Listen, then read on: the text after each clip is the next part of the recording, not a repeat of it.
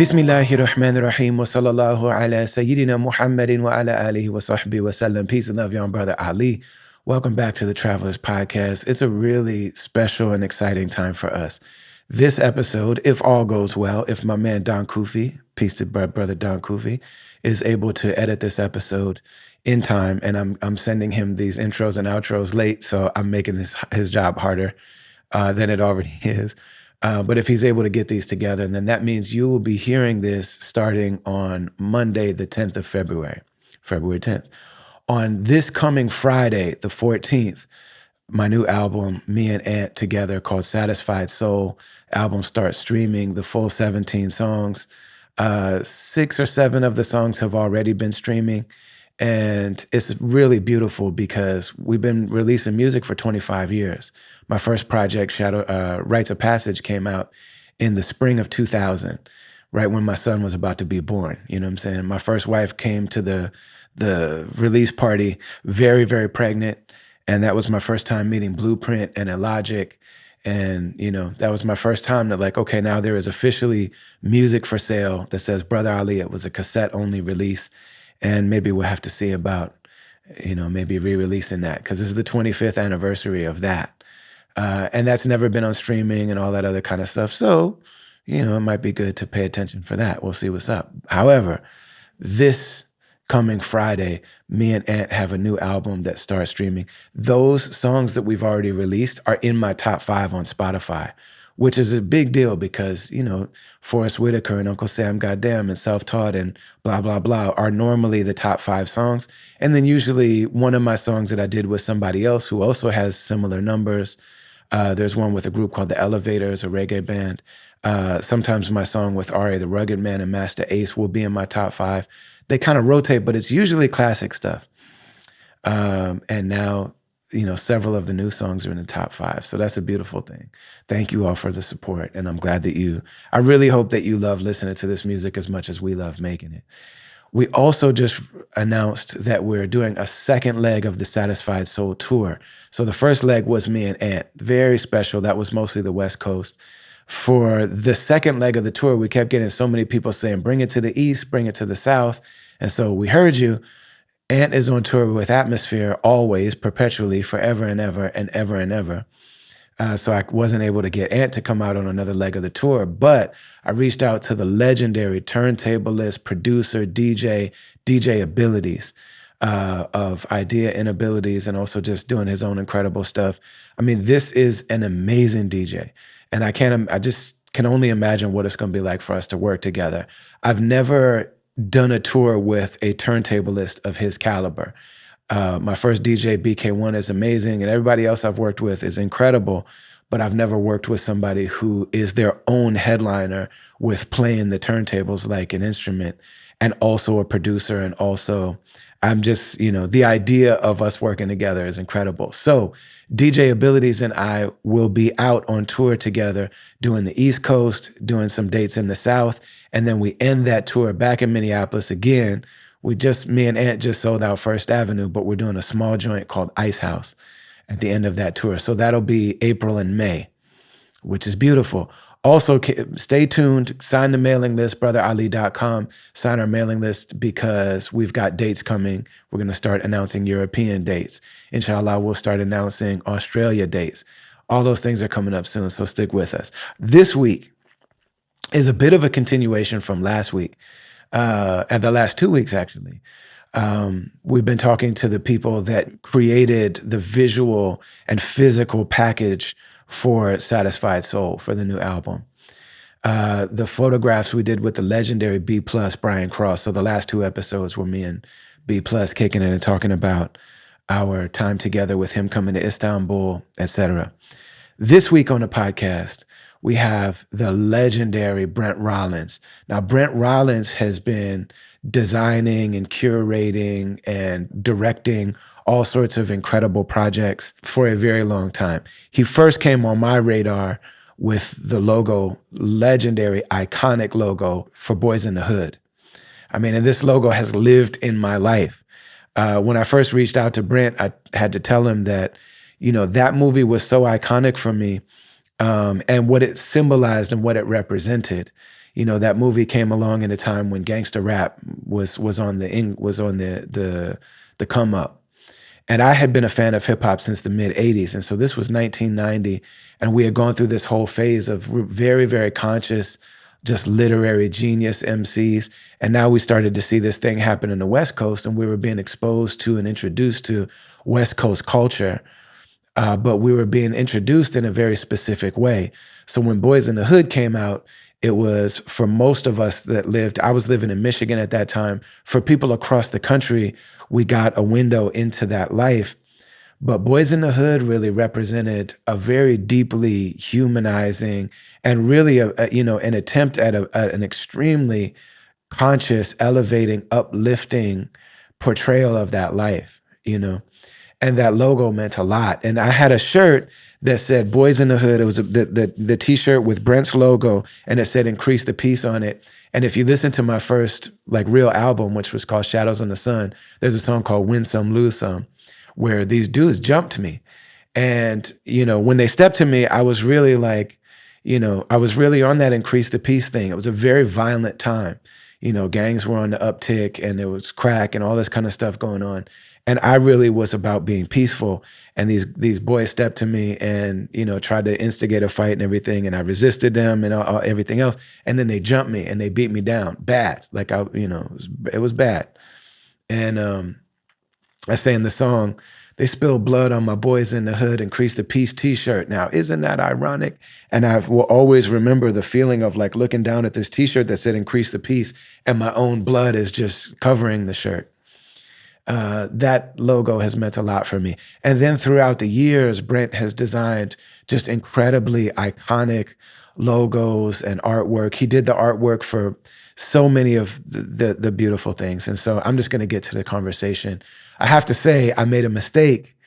I made a bad mistake that rattled me a little bit, because I always knew that Brent's name was associated with the design and the art for Do the Right Thing, which is another one of the most iconic moments in my life. And for a lot of us in hip hop culture that were around during that time. And I said that to him, and then he actually very gently and very politely corrected me. He, I guess, is in the poster for Do the Right Thing. His picture is in that poster, but he didn't work on the art. I didn't know that. But he is associated with it. And so this conversation that we had is really incredible. And I'm just very, very grateful to have art designed by Brent Rollins.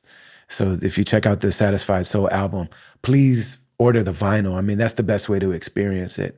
When we came into this project, Brent was saying, man, he said, I'm not going to charge you a huge amount of money. I know that you guys are doing this independently, but it's going to cost, but the way that I'm going to be expensive is I really want this to be a tactile experience. I want to design a whole world.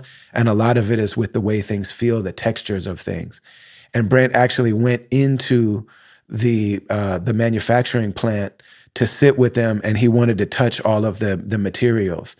What does this feel like? And what's the texture of this? And what's the weight of this? And what does this feel like to touch?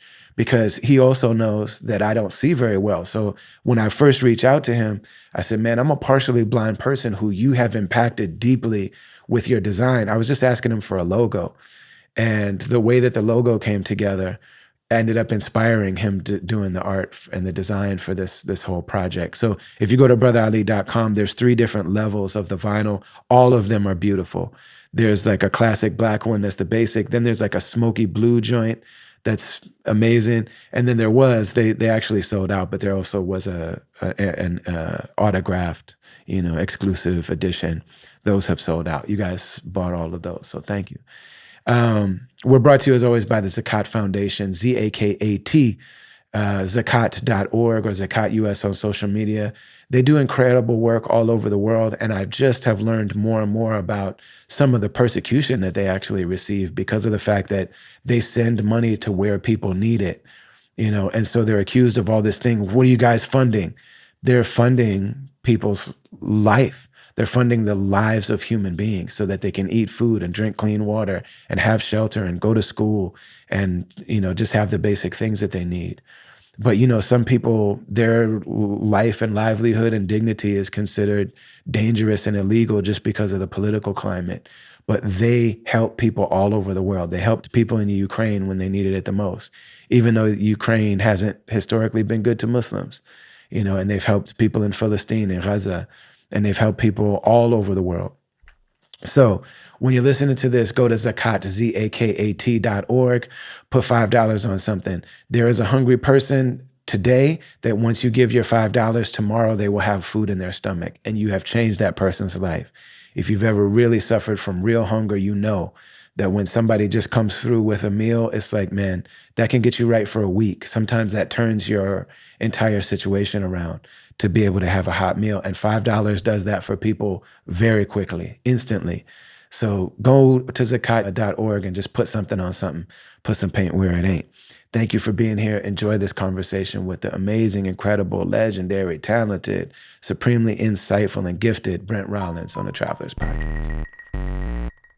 Okay. Nah, I mean, I think if it's okay, where I want to start is my introduction to your work is probably very similar to a lot of people's, where it's really part of the way that I identify as a human being. So some of the biggest moments in my life were like growing up and just feeling like the group of people that's raising me are not my family. So like my family is white. I was raised in Black homes and in Black community. And I'm just like, the world is lying about who my friends are and their families and their communities and their grandparents. And they're like, it's a lie. That was my first time that like, it's a lie though, from like when I was like 7 years old. And then two of the biggest moments for me were, number one, seeing Minister Farrakhan on Donahue the first time. And I'm just like, he's saying it all and there's nothing they can say. You know what I mean? I had never heard it said before. But then, when certain music and movies started to come out and they had this like very strong, very identifiable, like visual communication and presence. And I mean, one of the biggest ones to this day is Do the Right Thing. And Boys in the Hood is the same way, like those, and so many of the like hip hop also, like, band logos and just all these things that you've done, and I know that that's a long time ago, and I know you've done a lot of really incredible things since then, but I'm curious to just understand, like, how do you as an artist understand or kind of like navigate or describe the difference, or just, there are certain things that seem like they're meant to communicate. There are certain things that seem like they're meant to, trigger a response in the audience. And then there are certain other things that feel like they come from more of a place of expression. You know what I mean? Do you see a difference between those things? Like, do those come from the same well within you? Do they mean something different to you? Is that like me looking as an observer and seeing a demarcation that maybe isn't there? That's interesting. I think that I can't speak for everyone who sort of practices design.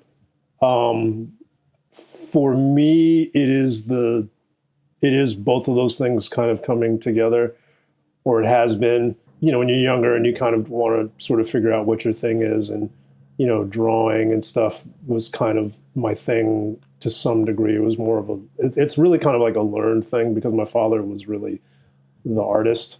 He can easily express, it through drawing and illustrations. Like he never struggled with it. And then he kind of moved into other sort of creative fields. And so that was a background for me and, exposing me to art and design, but I think the design part was the sort of practical sort of application. It's like my father, even though my father was a creative, artistic person, he wasn't, he still practiced his creativity in practical fields, right?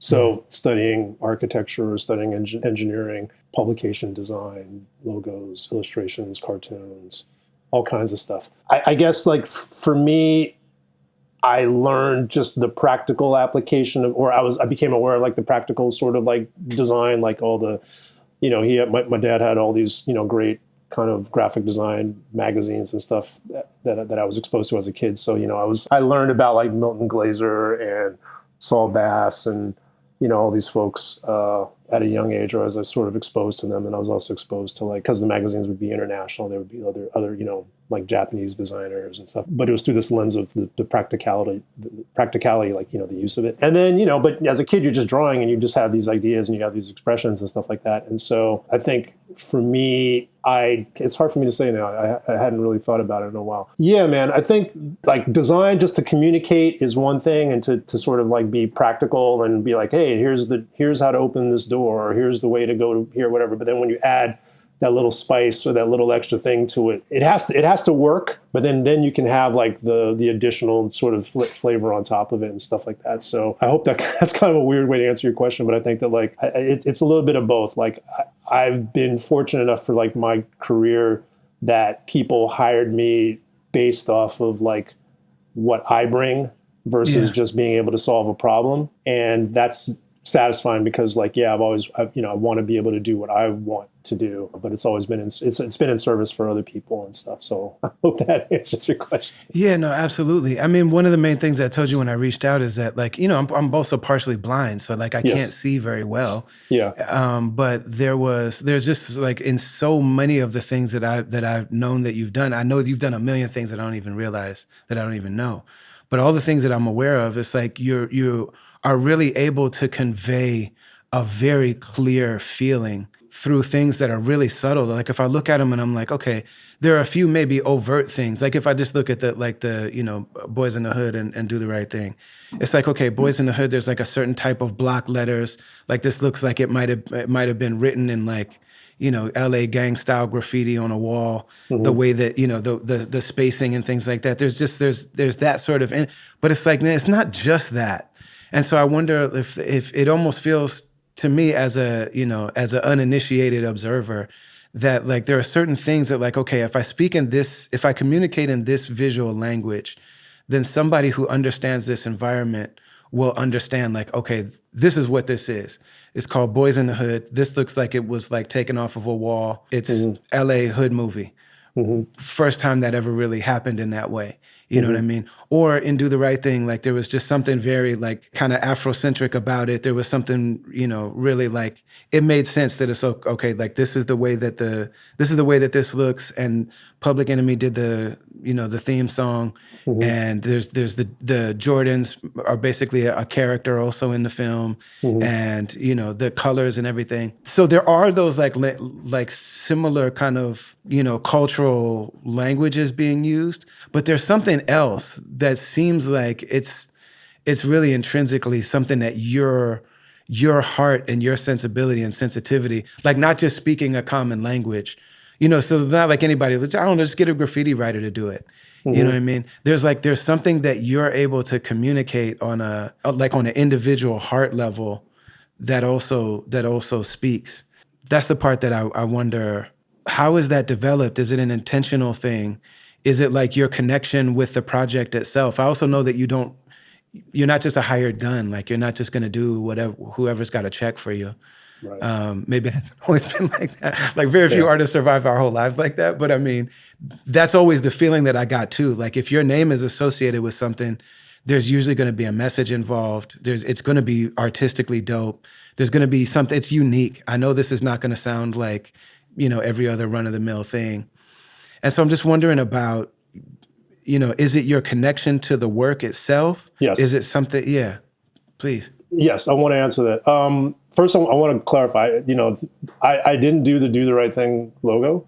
You didn't. I did not do the Right Thing logo. I'm in the poster, so my feet are in the. So whenever my name comes up in conjunction with that, it's not. I didn't do the graphics for that. I did the Mo Better Blues logo, which was the next film after Do the Right Thing, but I didn't do that. Was it an influence? Yes.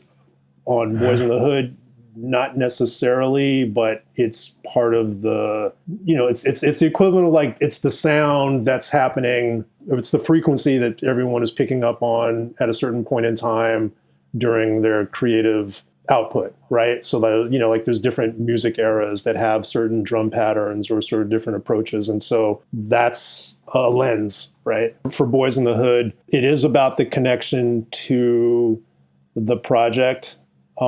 Because that part is emotional, right?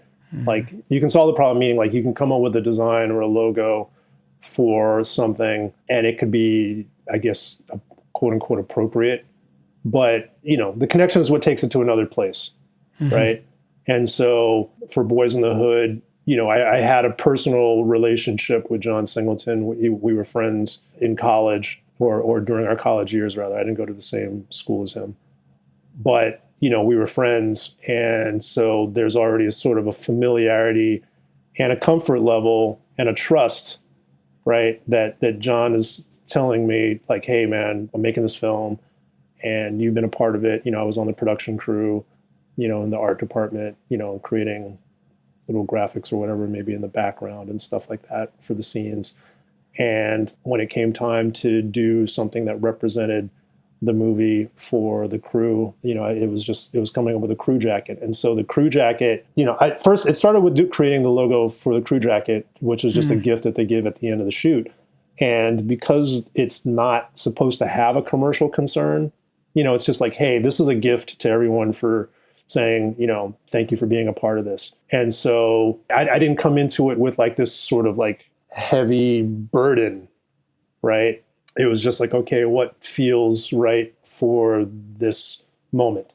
And created the logo among other sort of ideas inspired by different things. But it's not just that the letters are funky. Like I've seen, the biggest compliment is I've seen like, just how long that logo has lasted. And it's Metallica logo. It's Star Wars logo now. It's which is amazing.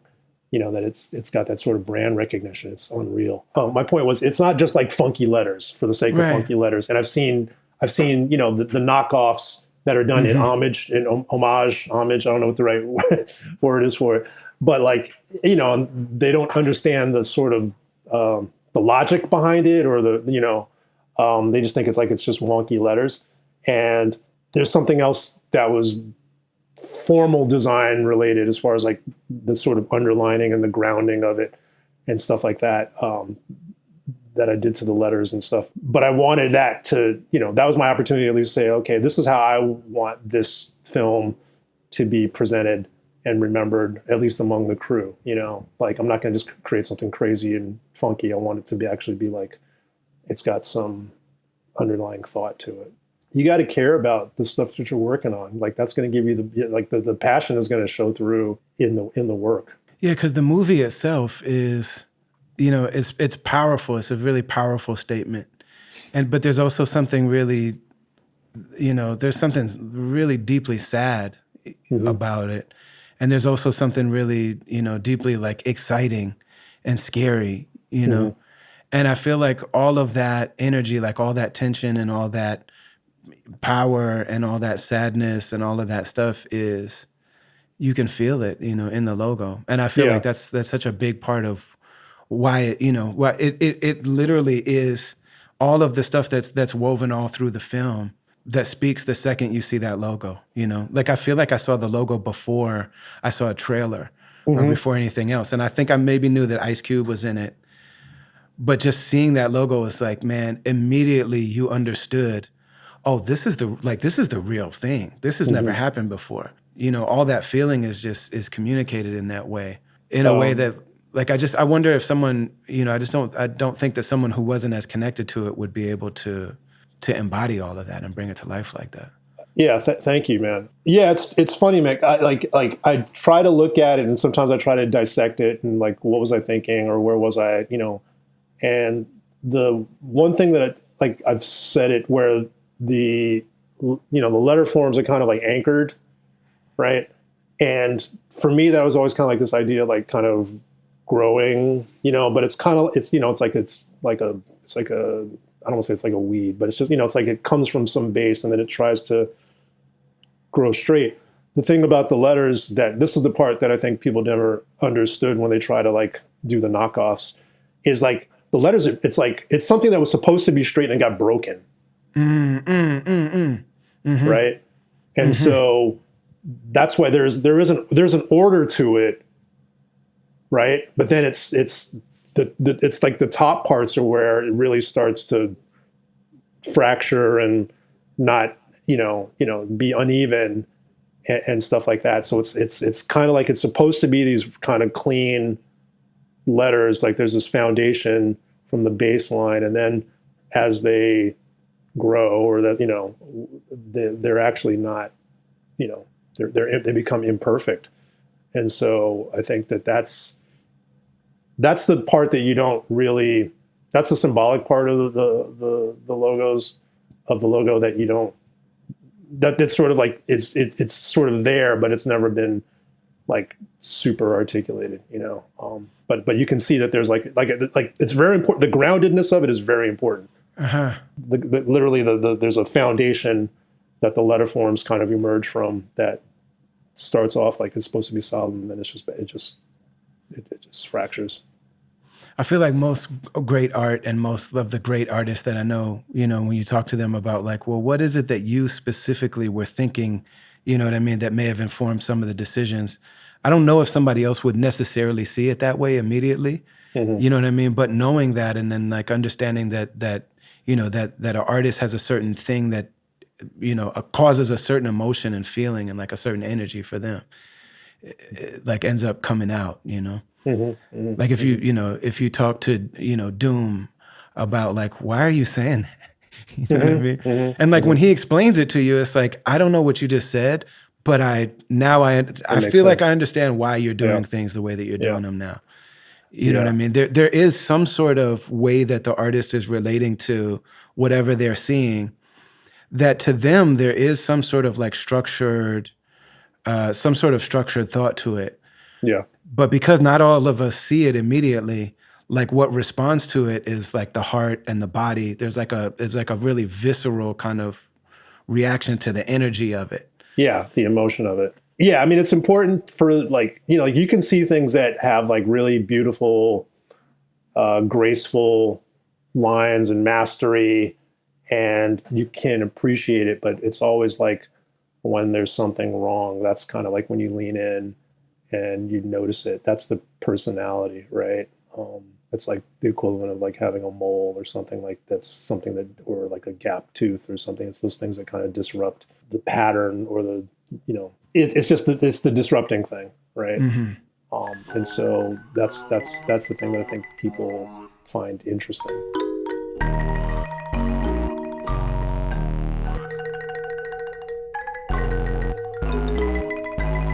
Independent artists, I mean, that's the name of the game. I mean, that's what this whole thing is about. We're independent, so we are able to say what's in our hearts. We're able to do things in a way that feels good to us.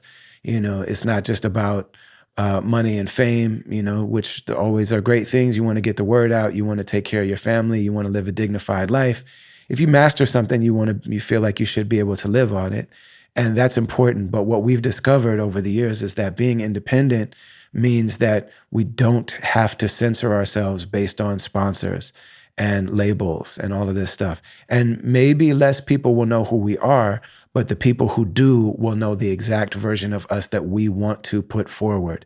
Exactly what's in our heart is what ends up on the record, on the podcast, on the stage, at the show, all of that. So the fact that we're independent and the fact that you're really part of it, we cannot do what we do if it's not for you. So the fact that you're watching this, listening to it, you've already done so much for us. But I'm going to tell you how to keep this thing going with your support. Best thing to do for any independent situation, I mean, business, artist, creator, whatever it is to get on their mailing list. So for us, you go to brotherali.com, sign the mailing list. I promise I'm not going to bother you. I only send emails when we've got something exciting to share. But that's the best way to stay in touch. Do not think, well, I follow Rhymestairs. I'm not on Rhymestairs anymore. Oh, well, I follow you on social media. Social media doesn't show you my posts most of the time. Can't tell you how many times I announce a tour and people be like, oh man, I can't believe you're not coming to so-and-so. It's like, yo, I came there on the last tour. I was just there a few weeks ago and I talked about it for months on social media. You didn't see it because the algorithm didn't show it to you. So please go sign the mailing list. The other thing to know is that we have a brand new album called Satisfied Soul, me and Ant, 17 new songs, new classics. I mean, this is some of the most amazing music that we've ever made. Grateful to be sharing it with you. You can get that on brotherali.com. You stream it everywhere, but get that vinyl on brotherali.com. We got CDs too. We got cassettes too, all that good stuff. You also see we got a bunch of merchandise there. You can get all of our other classic joints. You can get the Love and Service album and all of them. But this Satisfied Soul album is a special thing. So do that. I'm also on tour. Me and DJ Abilities are going to go on tour in the East Coast and the South and a couple Midwestern shows. the Satisfied Soul Tour's second leg of the tour. Go to brotherali.com and get those tickets. This is special, man. DJ Abilities is no joke. I have never done a tour with a DJ of his caliber. And so I have like goosebumps just thinking about what this thing could be. Don't miss it. Even if you've seen us 100 times, even if you saw some stuff from the first leg of the tour, that experience with Ant on tour, nothing like it. But this DJ Abilities thing is going to be its own thing too. It's going to be, I can imagine it being a very, very unique experience. So don't miss that. Also, we want to let you know, if you don't already know, that this podcast and all the work that we do, we have what's called a caravan, which is like our Patreon for our patrons. But it's a different platform that we use for our purposes. And there's different levels that you can join. You know, $5 a month, you get access to all sorts of exclusive stuff. You get these episodes early. You get early access to everything. There's a $25 level and there's a $100 level. That $100 level is very special. It's really, there's deep, deep engagement there. We really build community there. And the people in the caravan they've been doing that for years now. And people really know each other, support each other, travel together to come to things, you know, to come to shows. Our whole crew of the caravan just came out to the last like 3 or 4 shows of the tour. We have people that come for multiple shows on the tours. We try to gift and offer all the stuff that we do for free, you know, whenever we can. And it's just a very, very beautiful community that's being built there. So if you really want to dig deep, you can get down with the caravan too on whatever level makes sense for you. All of that stuff you can find at brotherali.com. Appreciate you beyond words. Back to this conversation. You know, I mentioned that there's certain, just similar to like certain record labels or certain producers or like just people that look on the back of a record and like, oh, so-and-so played the drums on this. Mm-hmm. You didn't see that right away, but once you realize so-and-so played bass on this is dope. Mm-hmm. I know it. This person isn't involved. Everything this person involved, somehow they're in the right place at the right time. Mm-hmm. I would definitely say that that's the case for your work as well.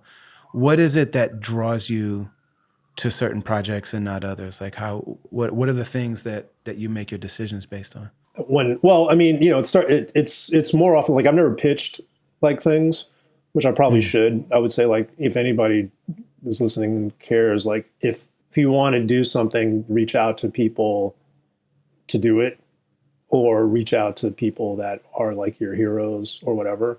So you can learn from them. So, because, I never tried to go after work. I don't mean that in a sort of braggy way. It was just more like it was really like, who wants to work with me, right? More often than not, it's been people that come to me and it's because they want, or they are on the same wavelength, or they understand the frequency that I'm trying to tune into, right? And they've responded to it. And so that's a better relationship, like working wise. This just people that you vibe with. It's trust, man.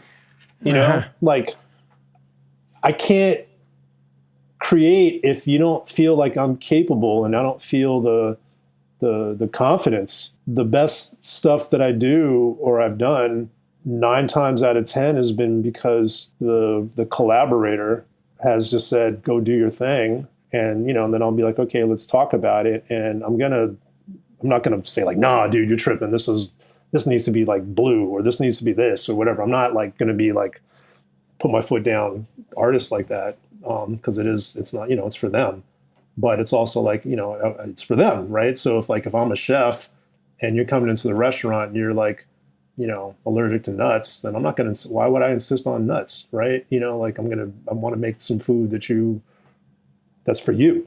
Right. Yeah. And so, yeah, it's about like who respects me, what I do.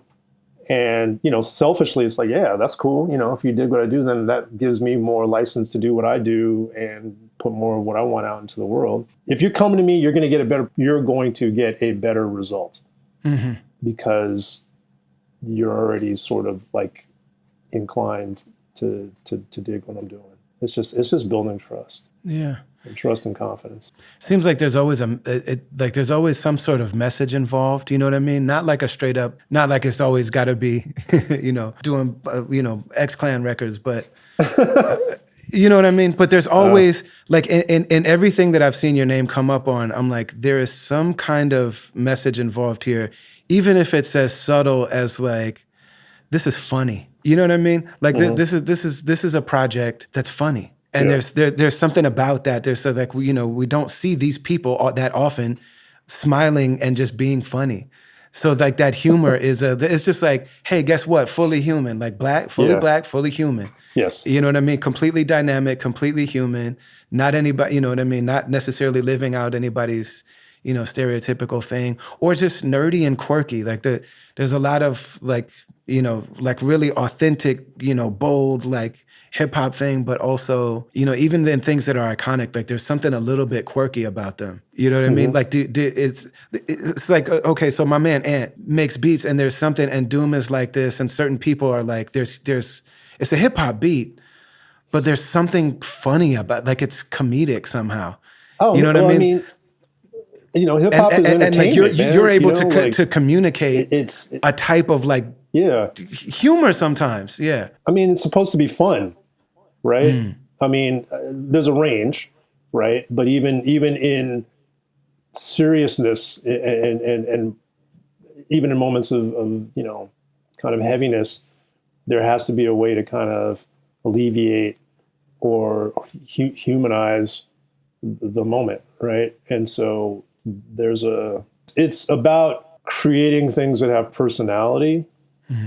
It's just not being cookie cutter about stuff. I think that like humor is a big thing, and humor is a good icebreaker, and humor always sort of like, it alleviates the tension, and it sort of, it can draw you closer, right? Because it's not easy to do humor. They say like comedy is harder than drama, right? Because drama, you just have to be real serious and whatever. But like comedy is about like timing. It's about like juxtaposition. It's about all these other things. I personally always just like gravitated towards lightheartedness. Like when De La came out, I was just like, what is this? This is for me. Like I liked hip hop prior, but then first I was kind of like, what is this? And then just when Jennifer came out, I was like, this is some really weird, different, and this talks to me, but it still had the craft and everything that you came to expect from that era, and the producing and the production and all that other kind of stuff. So yeah, I think I'm a serious guy that actually is kind of like a goofy guy inside, in the sense that like, you have to have an outlet. Then sometimes that's what it is. It's kind of like, how do I reach these people? Oh, let me do something a little bit. Let me just put something a little bit oddball in there, or, throw in a little hidden joke or something, for the people that are paying attention, and the ones that pay attention, that's the people that I mess with. Yeah. There's also an element of it there's also an element of your art that's really physical. Like you get a sense of like physicality. You know what I mean? Like I said, like there's something energetically that can be felt. Is there anything in particular that you're thinking of? I mean, I think about like some of the great like logos. There's almost a sense that you get a sense of like, man, I feel like the person that this and the thing that this represents, like there's a certain carriage of the body involved with this. You know what I mean? There's like a certain movement, like there's like certain physical like embodiment, that I just wonder is like, is it even possible to know how that's being transmitted? You know what I mean? Like, are you aware that that's something that you're communicating, or is it so natural and intrinsic? That's interesting. Like it's alive. You know what I mean? Like like a drawing or a logo or something like that is not just something that sits on a page. Like it comes alive the way that the music does, without being able to move and without having an audio thing that like where the drums are telling you, giving you some sort of, but like there's a carriage and a posture and like a physical sense that's present in the way that things jump out at you even as static images. Interesting. Well, thanks. It might be because just really doing things by hand. I started really formally like studying graphic design like in school and stuff, but this is like really at the dawn of computers. And so, or desktop publishing. So like, most of the things I did had to be done by hand. We draw stuff with like a blue pencil erase it, and I'd have my T-square, my drafting table, and all these kind of things. And so what ends up happening, then you'd have to ink it. I'd have the black ink and the rapidograph pens and trying to make things perfect, and then you photograph it from a distance, so it gets rid of the. It's like this whole process. But I think that like it might be, it might just be because I wasn't like the best craftsman, but it's also kind of like, this kind of has some other handcrafted sort of quality to it, like, Yeah. Like there are guys that are just like virtuosos, and again, they're like do amazing, beautiful control, and that just isn't or wasn't or isn't me. And so that's just not my strength. But what I would do is, again, it's just more like the emotion of it, You did the Black Star album, right? Like now that I got the Do the Right Thing one wrong, I'm like, damn, I'm not doing that. You know what I mean? Is my research messed up? But okay, so the Black Star album cover. Yeah. When that came out, it was another one of those moments where it's like, where like I love this music, I love this culture more than anything else. What in the hell is happening? I think like everyone was having like a lot of us were having a similar feeling in that moment. Like I think this might be going in a direction that I don't recognize and I'm not sure about. And like maybe there's going to be some other type of music that's going to come along now that will emerge, you know what I mean? And that Black Star album felt like a statement, that like that what we love about this music is still alive in really creative ways and things. So that particular package, there's language that maybe somebody who went to school for it or something would be able to be like, oh, Black Star, Marcus Garvey, it's got to be these colors, you know what I mean? But there's something far beyond that in terms of the, like, you look at and you feel like this doesn't feel like how this paper feels. This paper feels one way. And I know that when we worked on the project together, you said from the beginning, I need for these texturally to feel a certain way. So when we get to the time, like, and I'm only doing this thing if I can affect that. Like if I can't figure out how it touches how it feels when you touch the paper, I'm not interested. Like, yeah, you can have this logo and do whatever you want, but like if you want me to do this project, it's got to feel a certain way. Right. And without having that, the Black Star thing, like it feels like there's a feeling to it beyond how this paper feels. There's smells involved in it. You know what I mean? And there's like a certain like embodied feeling that like even if you never met these guys, even if you never went to their show, even if you never, there's so much being communicated that you can say is like literal and textual, but there's something else beyond that. You know what I mean? That lives in the way that the music does. So those are the kind of things that I'm talking about, where like there's something about like, anybody can point the camera at something and learn how to do all of the stuff in the thirds and everything. But what real artists do is there's something in your heart and that's being transmitted that just really is so much bigger than all of that, And I think that's the kind of thing that I've always wanted to hear you talk about, is that sense that like, like I said, like there's something there's a communication thing, but there's an expression thing as well.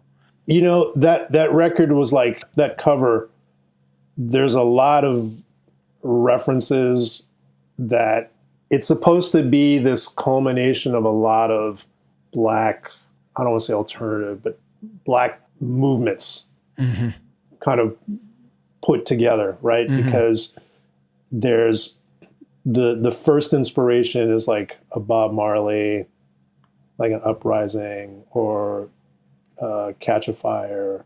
And so that's this sort of grounded sort of foundation. Then there's just the name itself.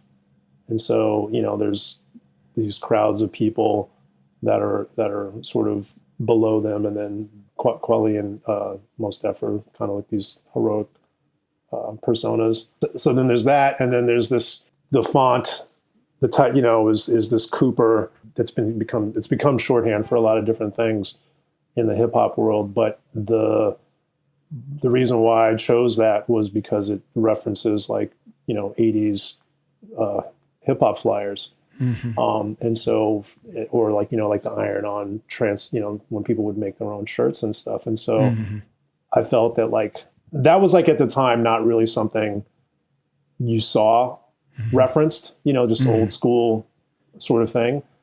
And also, a different way of referencing old school stuff, because mostly old school stuff was like, like was graffiti and tags and stuff like that, which I think are beautiful, but I, wanted to come up with some other way to reference stuff. Right. And so there's that. There's also just the general nostalgia of the era. Like if it's the 90s, like everyone's kind of looking back towards like the 70s, right? There's always like this 20-year sort of thing. And so there's that. And so that's an immediate emotional connection that people don't even realize, right? At that time, like they're like, oh, this feels familiar. I haven't seen this since I was a kid. Right. It wasn't popular since I was a kid. And like anything when you're a child is just like, it's like, like you saw, like when like Schoolhouse Rock, like resurfaced as like recordings, or like, I was like, oh, hell yeah. You just get super pumped up seeing like the Verb superhero guy or whatever. Right. And so then there's that. Right. And then, all of that, everything for that cover was just about like fusing these different feelings and references and emotions and callbacks to things that, at that time, people of certain leanings and interests, had. And so that was really the goal of it. Like I was also I have this weird vision of like in certain countries, like I think there was like a style of like pressed metal signage, like enamel signage, like think of like some like 70s, like 7-Up sign or something, right? Where it's kind of like got the psychedelic graphics and then it's on metal and it's like hanging from like storefront, but then it's kind of like it's pressed and it's got like a little bit of dimension to it. And so there's a little bit of that happening in there as well. And so it's really just like all these things that are like generationally referenced, And then there's like a wood grain kind of thing about it too, right? Wood grain, yeah. So I didn't actually design it initially with the wood grain, but I think it tied it all together. Because my first approach was that it was going to be like a pressed metal sign, right? Okay. And then the art director Tim Ronan at Raucous, he added that, and I generally like it. There's a few little details that when he did it that got lost, but that was really the thing. So that kind of. Do you think that helped together. like tie it together? Oh, absolutely. Yeah. I mean, I was happy with how I had submitted it, but when I saw the final sort of take on it, I was like, oh, okay, yeah. That's it reminds me of how like you can make an album where you pull together all these different, sounds and things like that. And then they send it to mastering. And it comes and like something about the mastering just. Yeah. It's one of the things that I'm like most proud of being involved with. And so there's just no way I can hate on it. It's like, it's a great record. It means a lot to people. It's at that moment in time, the fact that it's still considered a classic, and that's I'm lucky, man. Like I've had a couple of like home runs as far as like, that album really, I think in a lot of people that I think are around where we were at in that moment, I feel like that album really conveyed a sense of like everything that we love is still here, and there's still people that are inventive and yeah, I mean, these things that you're involved in, but also, I mean, your involvement in them is part of what makes them what they are. You know what I mean? Like there's something about the fact that just seeing that record or seeing that was in the days of street promotion. I think that came out maybe 98. And so, you would see that plastered up everywhere. And, just like it's one of those things that communicates all those things, but it's also extremely bold and extremely powerful. You know what I mean? It feels like that Farrakhan on Donahue moment when I'm a little kid, and I can't say any of those things, but he has a suit on. There's something about how clean he looks and how perfectly he's articulating the English language Uh-huh. where there's just not a person that can deal with him. Right. And it's like, I've always felt these things and I'm just mad and sad and frustrated and I don't know how to say them.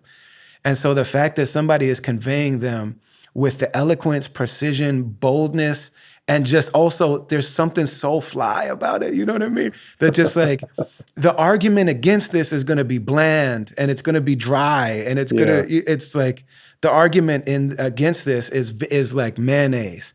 Yeah. And this is just like, you're seeing this thing that's like, man, it's curry and jerk and you know what I'm saying? It's like, it's so flavorful and but it comes together in a way that's so incredibly, undeniably powerful too and beautiful. Thank you. You know what I mean? That like conveying that along. So before you even press play on the music or vice versa, you know what I mean? They complement each other perfectly. It's like, the person doing that, and because I don't tend to notice things like that because it's not how I relate to things. Mm-hmm. You know what I mean? I think there's something about the boldness of your work too that like even I can see it. Nice. Thank you. Yeah, I mean, man. it is part of it. It is about like the first thing that you see, right, and how important that is. Be like, oh, what is this? It's like when you go shopping for, looking for records and stuff, people, a lot of times people would pick up stuff just based on how ill the cover was, right? They're just like, yo, this looks nuts. I mean, I remember buying like some records in Brazil that I was just like, yo, who's this? This looks wild. Let me pick this up, And so that's important, right? That's the appetizer, right? That's like the picture of the food in the window that gets you to be like, okay, let me, what's the spot? Let me check this out. This sounds interesting. And so that's a big responsibility, And so it's people's first interactions with it, and it's their first interaction, and it's also like, depending on where you live and how you get home and stuff like that. If you're in New York, it's like I'm gonna be on the train, looking at these things, like looking at what I got, and can't wait to get home, right? Just to listen to things. So. Yeah, it's all that stuff. Yeah, it's a trip, man. Like, in Istanbul, they have like their own, like a Uber Eats type of thing. Mm-hmm. And it seems like the restaurants, first of all, it's only mom and pop restaurants. You know what I mean? And it really seems like a lot of the times people are either taking a picture online of food, like they just search the food that they make and like take a professional, like download a JPEG or something of like something online, and they're like, yeah, this is what it looks like. Either that or they're taking a picture of it with their phone. And sometimes it just be looking so nasty. Doesn't look right. Yeah. You know what I mean? And there's times where I order something just based on, oh, they look like they put some care and concern into how they set this up and the way that they took the photo. You know what I mean? To where if they don't do that, it's like my experience isn't being considered at all here. Well, there's some pride behind what they have, right? They're just like, okay, my food is good and it deserves to be presented in a way that like lets you know that, The other places their food might taste similar, right? But if they don't make it appetizing, I'm not, I ain't trying to eat it, right? So, it speaks to like your concern, the concerns of the person that's behind it. It's just like, this is important. This is worthy of having an exalted sort of presentation. Do you dream about the work you do? Like, do you see? Like in terms of like, I have an idea or like, well, no, I'm saying like, yeah, are you sleeping? Yeah. Are you, do you ever wake up from a dream and be like, oh man, that font was crispy? Or like, cause I mean, I think artists do, you know what I mean? Like I definitely am like, especially live shows, but I mean like, yeah. That's hilarious. Oh no, man! I've never thought about like really like sort of basking in the glory of my artwork after it's been done. Like, I mean, it's always a good. It's I guess because I experience it really different. Like, it's a good feeling to see something out in public.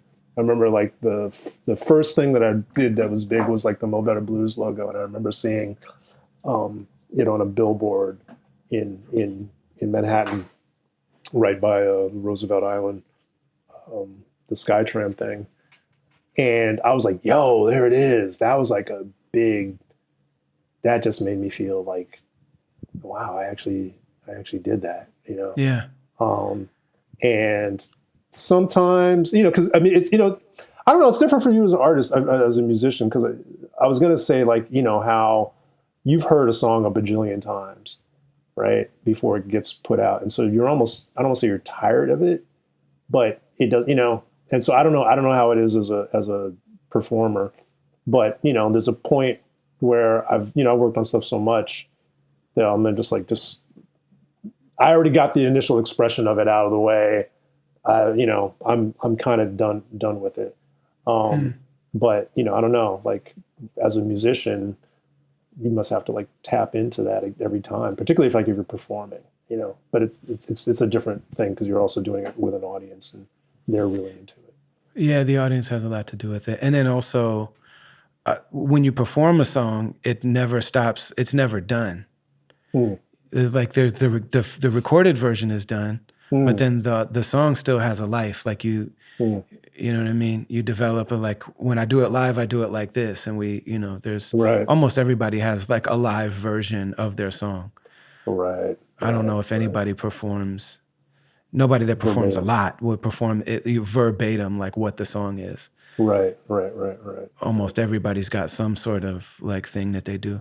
What's it like for you when I mean, I just assume that this is like a universally artist thing, but like you put your heart into something and your imagination, and like, when something is that like visceral and personal and real, and it's, and the way that people respond to it, the way the culture responds or just doesn't, you know what I mean? Like for me, that's one of the, I'm like, man, I would, if people are just like, yo, I hate this and here's why, I like that. I'm not mad at that. Like just some sort of response. But I mean, so often and increasingly when they're so, when just the collective attention is so dispersed, you know what I mean? Like when a Spike Lee movie came out or a John Singleton movie came out, or a certain artist, like albums drop, like it's all, the whole culture is focused on that. But as it's not always like that. And so for me, what's hardest is like, if I pour my heart into something, Right. and it's like, people don't even know this happened. It's like, it never even happened. Right. You know what I mean? What's your relationship like with the just kind of cultural response or lack thereof after the stuff comes out? Wow. You just don't know what's going to hit, right? Sometimes, like, you can feel really good about something, and then it doesn't get the response that you were hoping that it would get. It doesn't mean that it's a failure, but it just doesn't. I mean, that's something you just kind of have to get over. I mean, like, for myself, like, I've been lucky enough. Oh, here comes Brooklyn outside. I don't know if you can hear it. I've been fortunate enough to be involved in some things that I had a good run, or the people that who ended up being of import reached out to me, or whatever. And so it becomes like they're important. So then they kind of make me important. And then, it's like, it kind of all builds on itself. And so it kind of spoils you, because when I was, I thought about, like, working with Ego Trip, and so, like, here we're this crew, and like these other guys are like some of the best music journalists, yes, working at the time, man. Yeah, that joint was incredible, man. And even the people I'm not a fan of, I have a visceral reaction to what they're saying. yes, Like, I almost never agree with Elliot. right. I normally never, whenever he laughs, I'm like, it's not funny. It's definitely not that funny. I don't like his opinions. I don't like his worldview, but everything he says and does, I have a reaction, and I'm like, this is dope. Even though I don't like what he's talking about. and I actually had I'm just like, man, I appreciate the fact that he has a perspective. Yes. And it's consistent.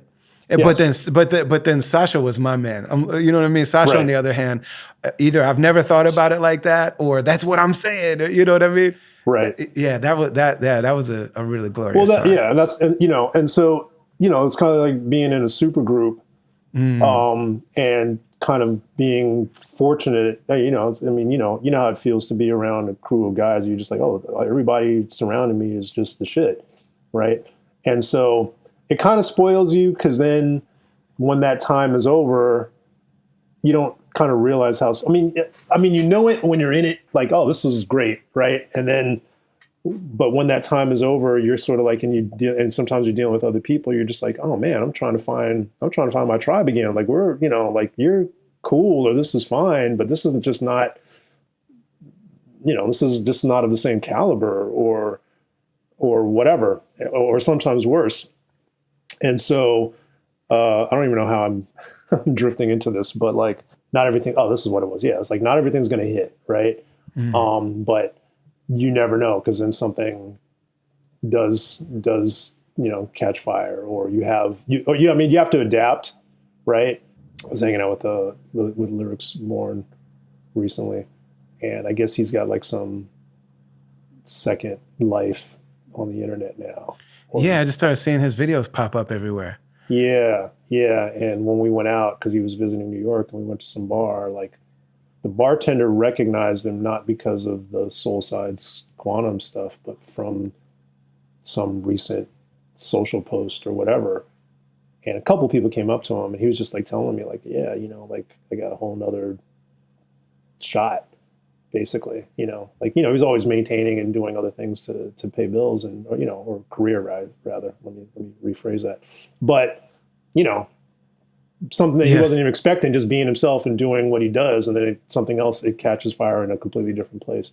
I mean, what are you going to do? Just be happy about your wins, and just keep doing what feels right, and adapt. Is it even worth having this? I imagine that, in the world of really all the arts, it's like, man, I don't know a community of artists that doesn't have a similar feeling, especially somebody that's been doing it for a while. It's like, watching the direction that all of these things keep going in, So for the art, it's like we used to spend so much time poring over all 75 or 90 minutes of a CD, like in terms of what we put into it. And like, we want the song's got to be in the exact right order. If this song goes, and arguing with it, like, if this song goes before this song, people aren't even ready for this song. When this song comes up, like, what are you talking about? You're ruining you're stepping on the whole, you know what I mean? It's just like, because it was extremely, and then you look at somebody like Prince Paul, and like the way that he made every song go into every other song, you know what I mean? And because of the fact that literally you were putting a cassette in and then flipping it over, or you were putting a needle on a record, or you were even listening to a CD. And then we had to survive through a blog era where people would just put out any old thing, and then now we're in a streaming era where, all of this kind of stuff. And I've just seen these things happen. A similar conversation we could have with Sasha and them about journalism. You know what I mean? Like, what are even if I'm a dope journalist, like, what the hell do I even do about that now? Right. You know what I mean? Like, what, I write a blog that nobody's ever gonna, like, what am I I gotta make content? You know what I mean? Just like everybody is just reduced to content at this point.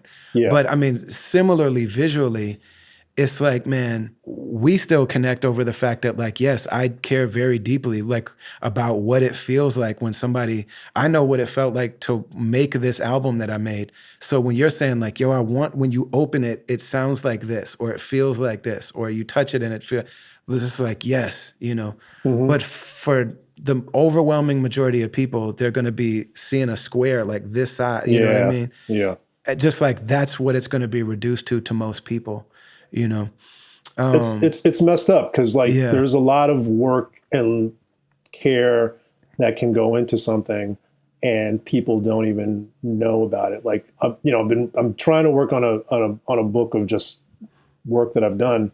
And I don't want to just show just the covers. I want to show the interiors. I want to show the labels. I want to show all the stuff, because that's where all the work went. Like, like, there was so much energy spent to do the package. People only know the cover, which is great, but a lot of additional thinking went into the rest of the package. Just like with like with your album, I was like, you wouldn't know from the cover all the other effort that went into the actual I experience. haven't even tried to start conveying it to people yet. I think I kind of wait. I think I'm kind of, you're not supposed to do this, but I'm kind of going to wait until there's vinyl and then Yeah. somebody can actually film Show that it. Yeah. in like high def and 4K or something to Yeah. really be able to like, I want the light to hit it from this angle. So you see like, oh, that's like some sort of, that looks like the side of Jordans or something. You know what I mean? Yeah, Like that looks, yeah. this is like a sneaker. Yeah. There's a lot of detail and all that kind of production value that is hard to convey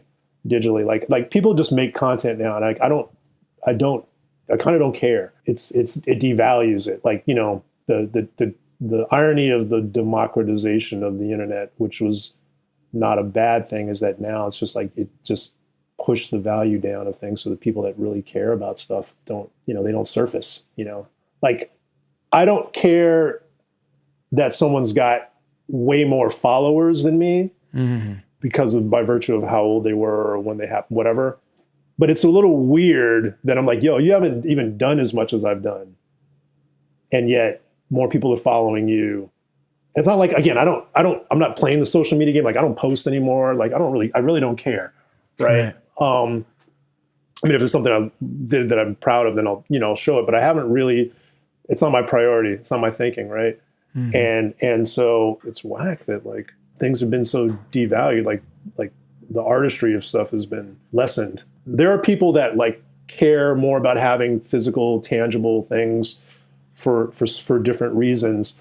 It's just there's more noise to kind of cut through to let people know that stuff exists, you know. But that's kind of it just goes back to just the top of this conversation, like who's with me, right? If you're with me, then you're going to support me and you're going to have a great experience and whatever. And I can't worry about other people, right? You know, it's like you found me, awesome. Let's make beautiful music together. Man, I could go on and on and on, but I guess maybe a good place to end is like, how do you know when a piece is done? Like, I think every artist, this is such a major, like, you know what I mean? Because for me, there's a separation anxiety. That's like, if I say I'm done with this, then first of all, I don't really live with it anymore. Like I got a 24-year-old that I fought hard for custody for this dude. And then when he was 18, I was like, no, what do you do? What do you mean? No, just live here. You know what I mean? Yeah. Live here. Like, I promise I won't bother you. He's just like, well, I'll build you something in the basement, man. And he's just like, dude, I gotta go do me now, you know? Yeah. And I realize like it feels that way sometimes when I'm like finishing a piece of art, you know? Because then also very similarly, it goes out into the world and now it's not really mine anymore. People have all these ideas about it and things like that. So I'm just wondering for you, what's it like to finish a piece? Oh man, finishing a piece is like a long process, right? Because there's the separation that you have to do just to clear your head. Then hopefully when you go back to it, you're like a little more objective about it, right? And that's just, I don't even know how to, there's no, that's just what you have to do, and there's no other faster process or whatever. It's sort of just what it is, right? I'm leaning towards like, you ever have like I don't know what your diet is, but like sometimes just a really good, simple, if you don't eat meat or whatever, I'll just use this as a metaphor. Sometimes just a steak just by itself is just a beautiful thing, right? And the quality of the steak and the meat is what you want, like a chef wants to bring that out. So you can drown it in sauce and you can do all this other kind of stuff. And like, it's not that it won't taste good, but you're like, but the meat itself was already just on point, like, and so you just had to sear it. For me, I'll do the experimenting for stuff and then I'll just like take it away. Right. Cause I'm just, that's just too much. Like this was beautiful as it was. Like, why am I throwing all this other things on it? So I'm like trying to get to this like extractive point where everything that's there is supposed to be there, and everything that doesn't need to be there, maybe you like it, maybe it's a little flourish, but generally, like, this got to go, right? Like, it's just like, how do you make it as pure of an expression as possible, so that it's what it is, it's what it is shining, right? There's been like art and creations that I've done where I'm just like, let me try to find a new angle on this or whatever. And then nah, it was just better when it was simple, or it was just when it was this or whatever, like, and the thing is when it was simple, it also has it has a quality that you discovered the first time, like whatever your signature thing is, like that was like the thing. And so like, maybe there's another signature thing that you got, right? So the experimenting is just the journey to try to find that next undeniable missing puzzle piece, right? But it's not, that's going to just emerge during the process. So when do I know something's done is when I'm like, I've thrown everything at this. It's not making it better. It's just the way it is. Like, like with your cover, I came in like I wanted it to be simple. It ended up being way more. It's not. It's a lot. There's a lot of work to make it as simple as it kind of looks. Right. A lot of work. But it was just like sometimes like just that basic stake is it. Like the covers that that we talked about as the references are just like, I don't know, are we, yeah, you've shown it. So it was like, yeah, it was like, it was like EPMD, just like car, simple, Right. just swagged out. That's you. That's going to be you. Right. And so those things hit, like because if the music is good, the cover is going to be great. The cover is only as great as the music. Right. And so the music elevates. I mean, they work in concert, but it'll justify like how strong the cover is. Yeah, we really started with that logo because I started by begging you for a few years to do a logo. Yeah. Just being like, yo, how are you doing? How about now? I was surprised it came back after a certain point. Oh man. No, I've wanted to work with you for a very long time. Yeah, thanks. Because I mean, like there's just something about being, however the work turns out, it always turns out great. But like, for me, like the having the connection with greatness is really, really important. So the fact that when we started touring, like Rakim took us on tour for a year, and then making music, political music, having a connection with Public Enemy, and like it's that, you know what I mean? And so the way that this always came together for me with us was that you kind of had like two logos. One was like a stencil looking thing that was kind of that like communicating like a more old school like aesthetic, something that was like an old school hip hop thing, but also like a movement thing. Like the stencil thing communicated something to me about like, we're going to go and protest apartheid. And, you know what I mean? Like my first time being at marches where like we were talking about South Africa. And those were the ways that the people made their own shirts and people made their own signs with those stencil letters.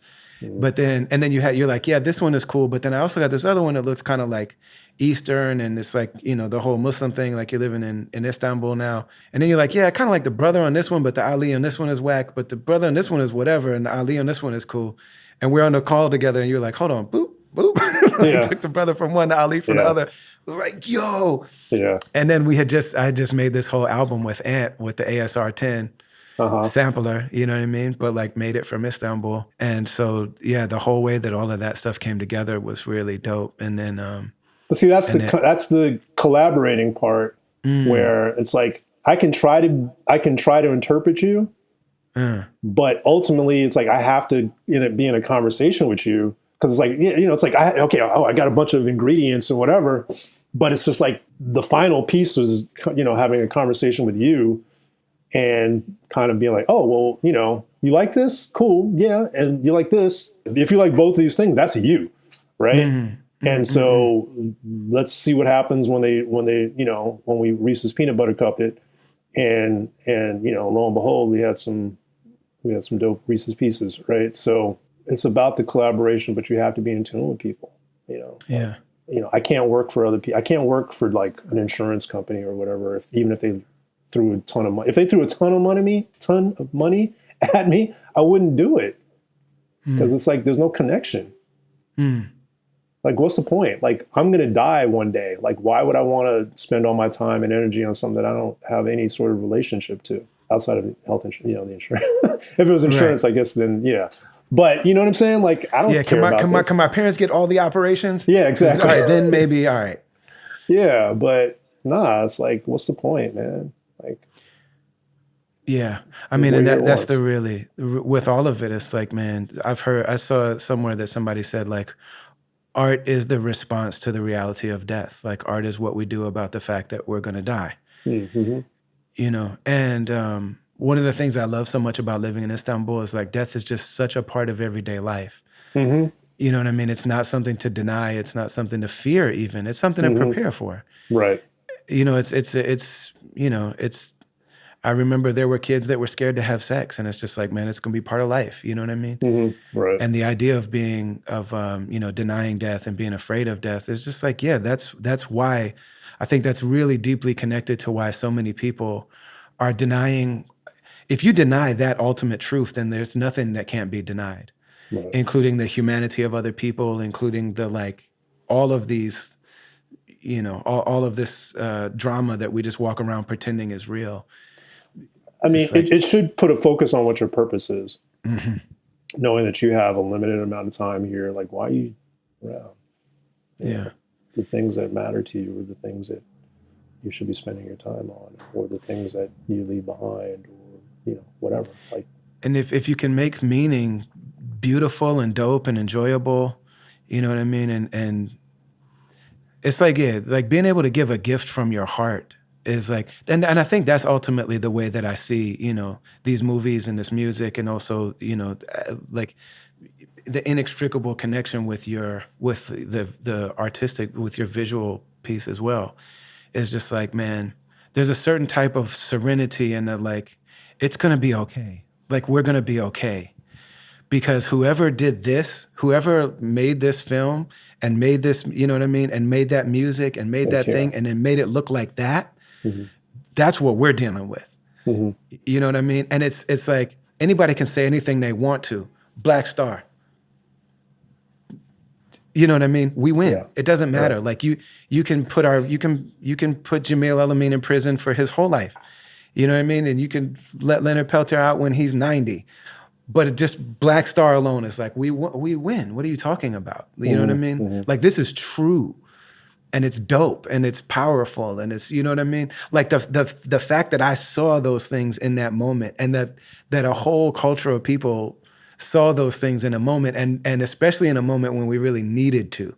Mm-hmm. Mm-hmm. You know what I mean? It's like, you know, and then if there are people at the time that can write about it as well, and you know, Nelson George or somebody like that can like contextualize it and give it. It's just like, man, the like culture and art has just the ability to really keep our hearts alive.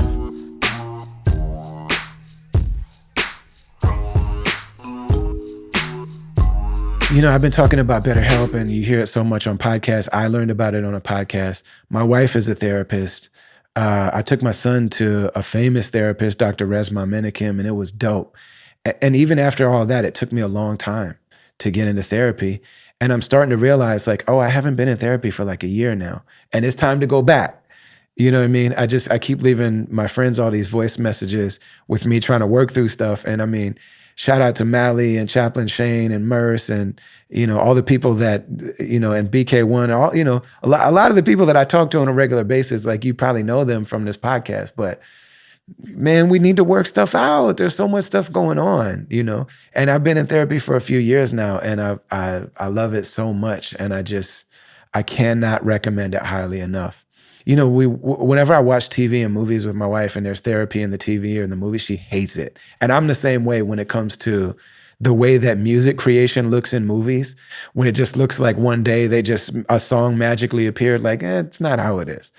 But she always hates to see therapy in movies. But we just showed our 16-year-old daughter Good Will Hunting the other day. And she was like, you know what?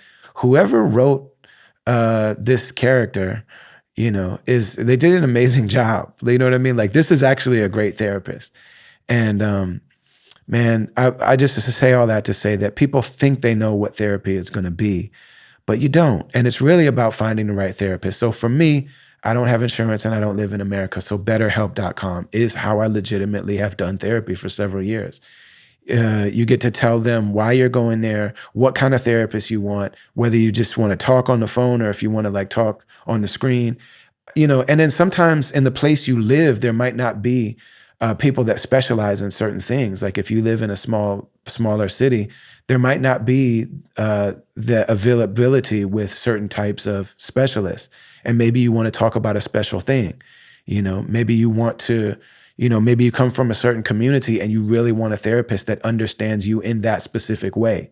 So like maybe you're Hmong and you want a Hmong therapist, or maybe you're, Jewish and you want a Jewish therapist, or you're maybe, whatever experience you have, you can tell them like, I want somebody from my community that just understands that. Nothing wrong with that. You really are in control. And if you talk to this person a couple of times, you realize like, I'm sure they're great, but it's not for me. I've done that several times. You just switch therapists. It's no big deal. You can pause it if you need to. You can let them know like, hey, I can't really afford this right now. And they sometimes will give you a discount based on certain factors in your life. BetterHelp.com is a good way to start accessing therapy or to go back to therapy. It's been really, really very helpful. So I'm grateful to have this relationship with them. So with us, you go to BetterHelp, BetterHelp.com/travelers. And then you'll get a discount when you start your therapy. We also get a little commission to help the work here. And I really think it's a win-win for everybody. Check out BetterHelp.com. You deserve to have an opportunity to talk through the stuff with somebody who's an actual trained professional. It's funny, man, because like for the Black Star album in particular, like, being so many years away from it, I don't know if people, particularly younger people, I don't mean like young, I just mean like people that are, discovered it later, understand where it came out, where music was going at that time and why it has a particular place, right? Because it's like the dawn of the Jiggy era. And so it becomes this sort of like, and I'm not saying, there's music that I like, but, there's music from the Jiggy era that I like, sure. But just, it's culturally, you're just like, yo, where did this resurfacing of like superficiality come from? I thought we were moving past that, and here it is bigger than ever. And so for that record to come out at that time really stood out to be this sort of like flag that says that there's still this.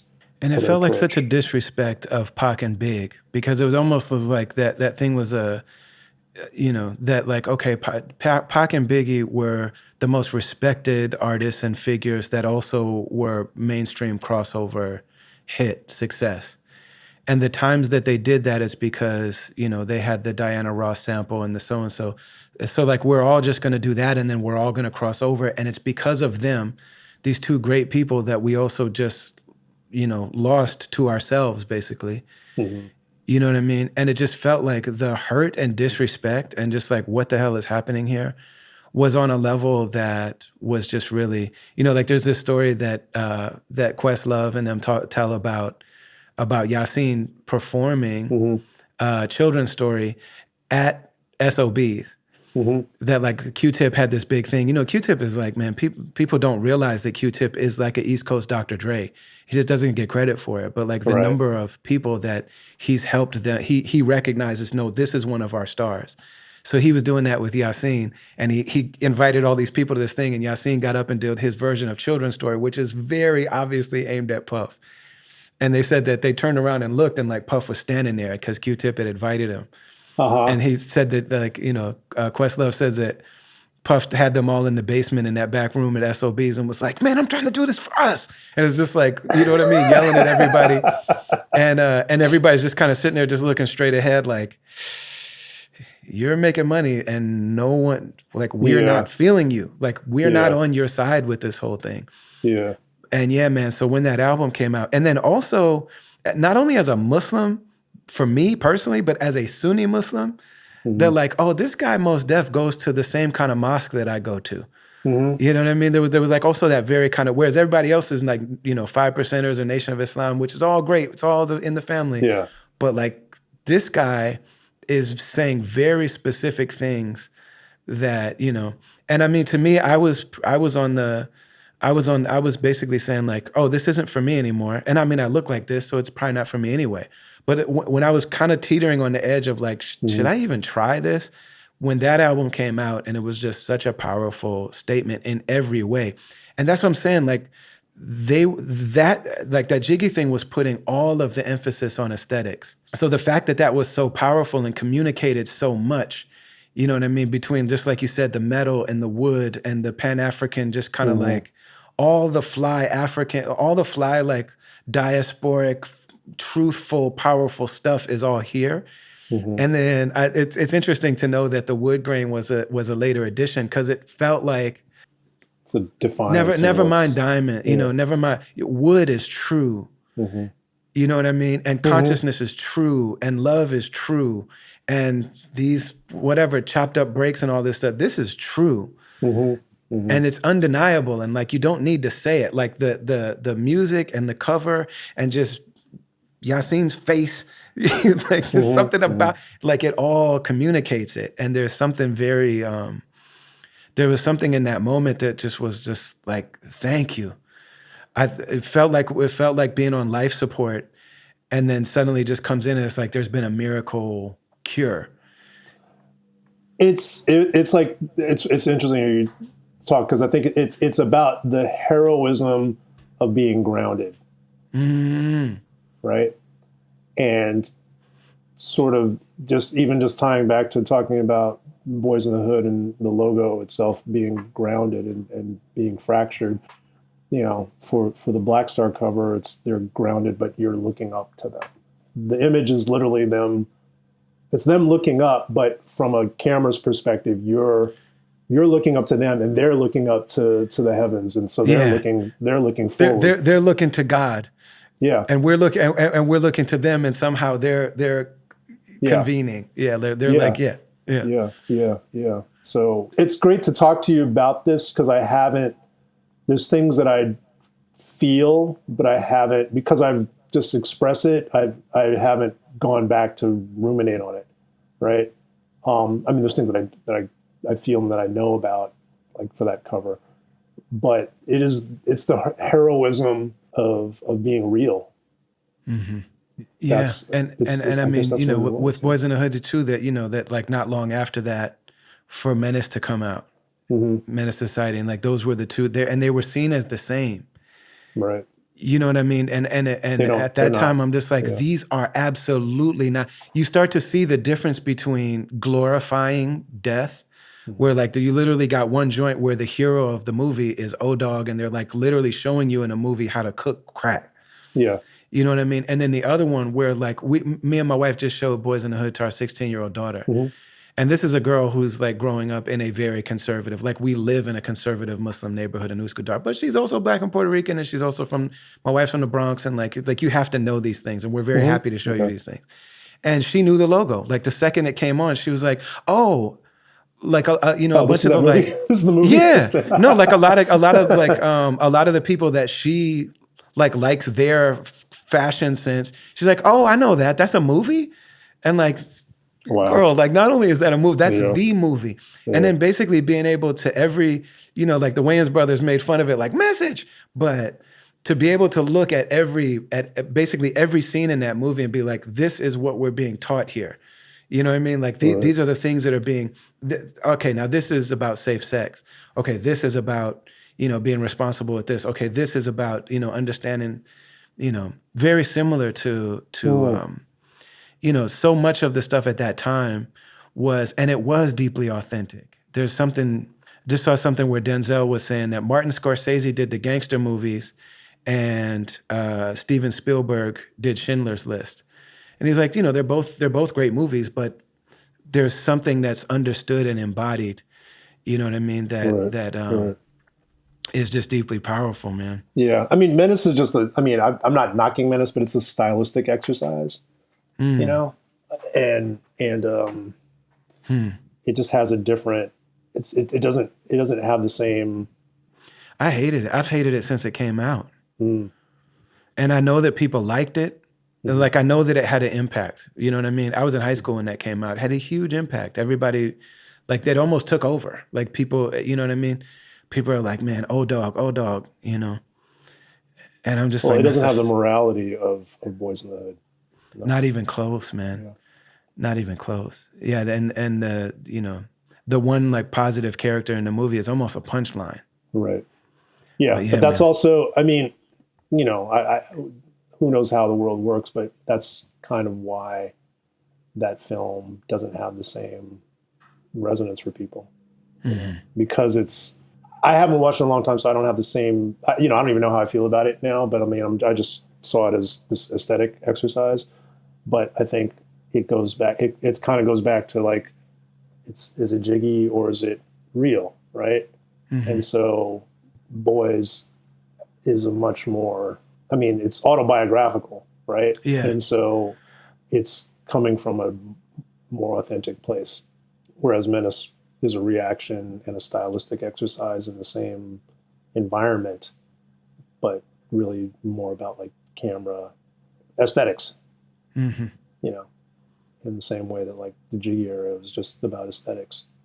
Yeah, and you see the way that the people who there's just a difference even in response to outsiders, because that those also like the Jiggy time was the time when the mainstream was like, oh, maybe now we can start listening to rap. Right. You know what I mean? Because it absolved people of the responsibility of having to deal with the authenticity or something. Yeah. Right. Yeah, because the messages are just like, oh yeah, that's what we think about them anyway. They just have a lot of sex and they drink 40s and have fun all day until they kill each other. Right. And that part's kind of funny and exciting and scary, and you know what I mean? It's entertaining. Yeah, it just really is like the most beautiful caricature. Right. Like, man, just get really good at that caricature that reinforces all of our narratives, and right. It's almost a type beautiful of caricature. Yeah. It's a good time. But aesthetically perfect. Yeah. And there's, and this is like, it's not a diss, but I have my feelings about Dre in general. Like, I feel like there's an element of like Dre obviously has done so much amazing stuff, and like obviously is so relevant to the culture, and like, dude, don't get me started on like, that's a very complicated conversation right there.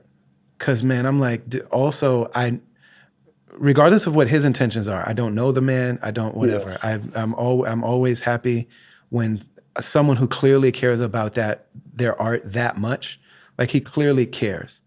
So it's like, all right, cool. But also, I understand the way that a like white devil system would be so extremely happy about this guy. A lot of poison. Like, yeah, man, and like poison in the most beautiful sonic mode. Yeah. Like it's like poison that is delicious. It's the most delicious poison. I feel like it was like, okay, let's take Public Enemy and make it negative. All right, let's take Pac and make it negative. Okay, let's take all of these things that start. I mean, tried to make Rakim negative. Right. Like Rakim moved there to try to make a record, and dude's just like, cool, all right, how do we make you, like, when do you start selling drugs and killing people? He's like, I'm Rakim. Like, I look like the Sphinx. I look like if the Sphinx was a walking person. This is Rakim, what are you talking about? You know what I mean? Oh, people aren't going to buy that. Well, then why don't you leave Rakim alone, man? Like, leave Rakim out of it.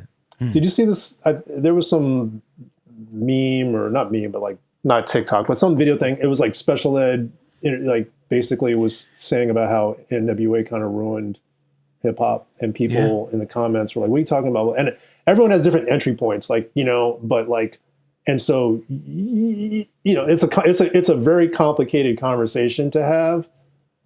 But if you look at it linearly, they did, because in terms of what it meant and just the like, when NWA came out, like, I had very mixed feelings about them, because I'm from LA. Like, I'm not into this gang culture at all. I do not support this. And so I didn't want anything to do with it. And so when that music surfaced, you can't deny the beats and the lyric, just the artistry, the craftsmanship of it. The craftsmanship, yeah, yes. But then the message, I was like, yo, this is kind of fucked up.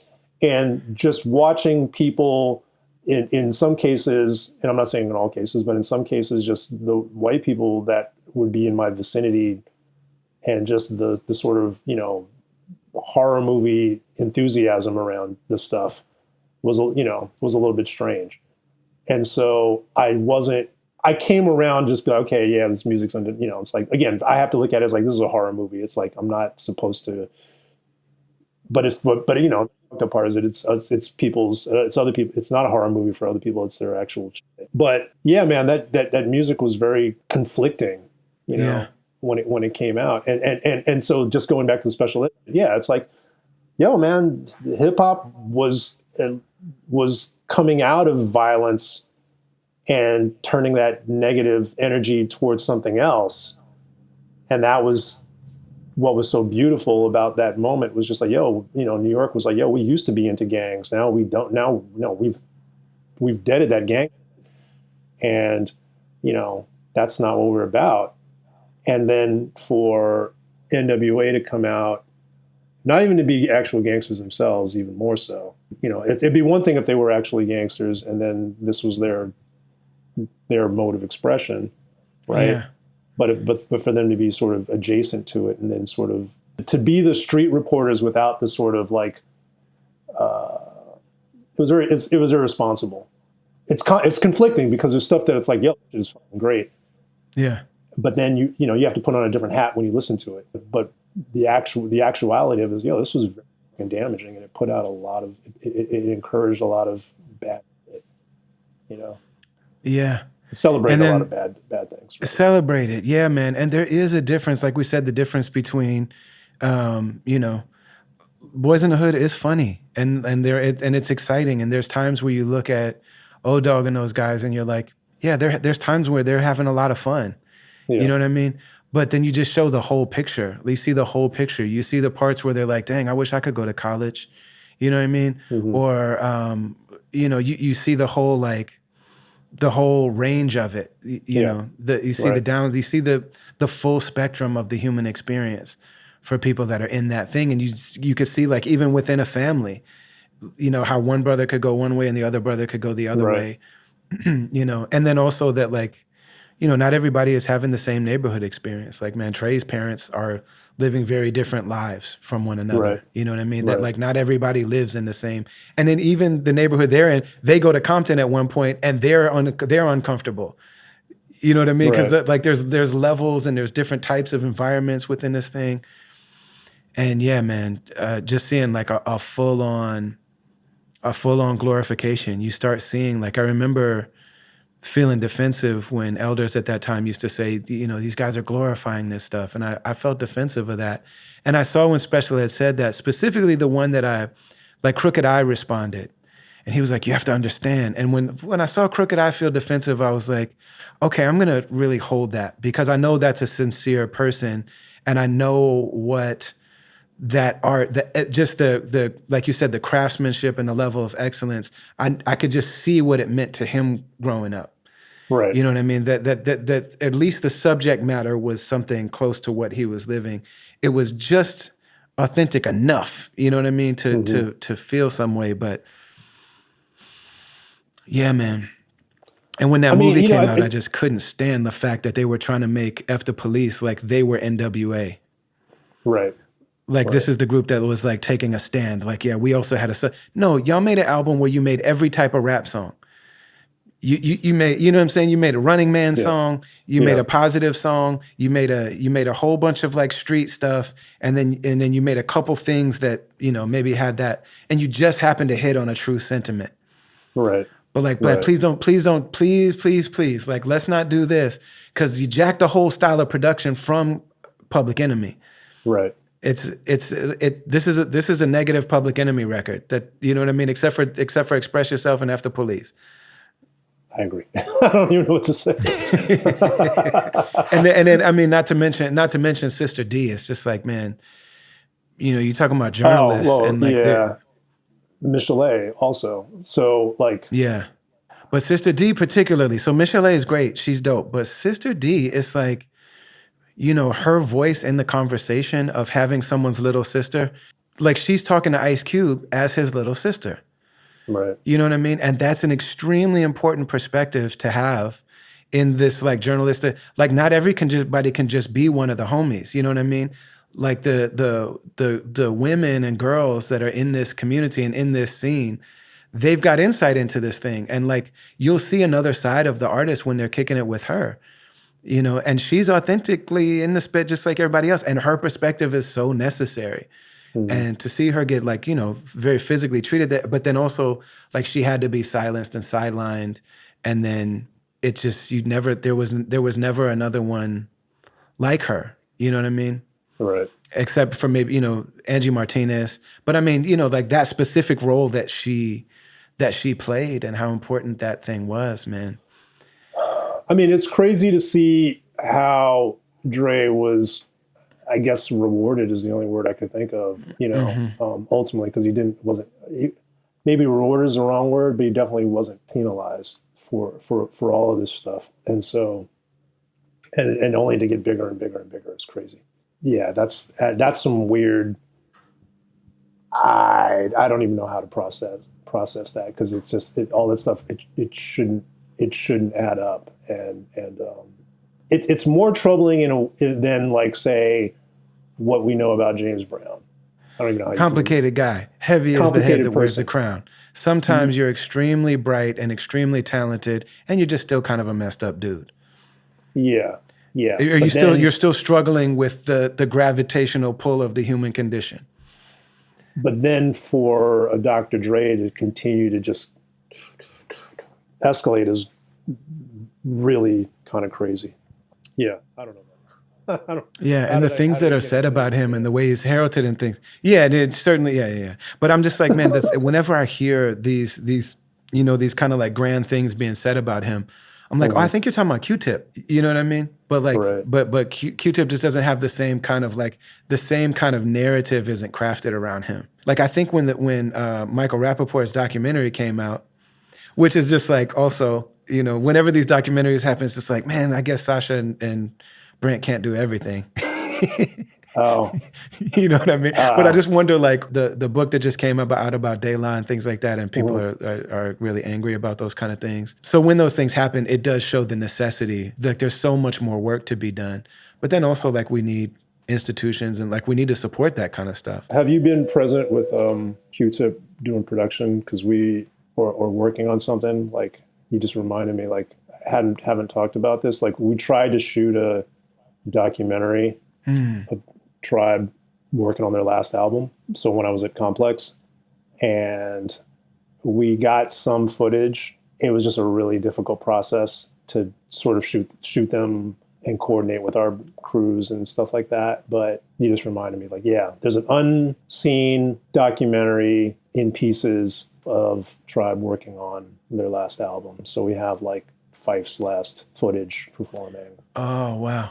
Or not working on, we'll take recording. It from here. Thank you for your service. Or yes. Yeah.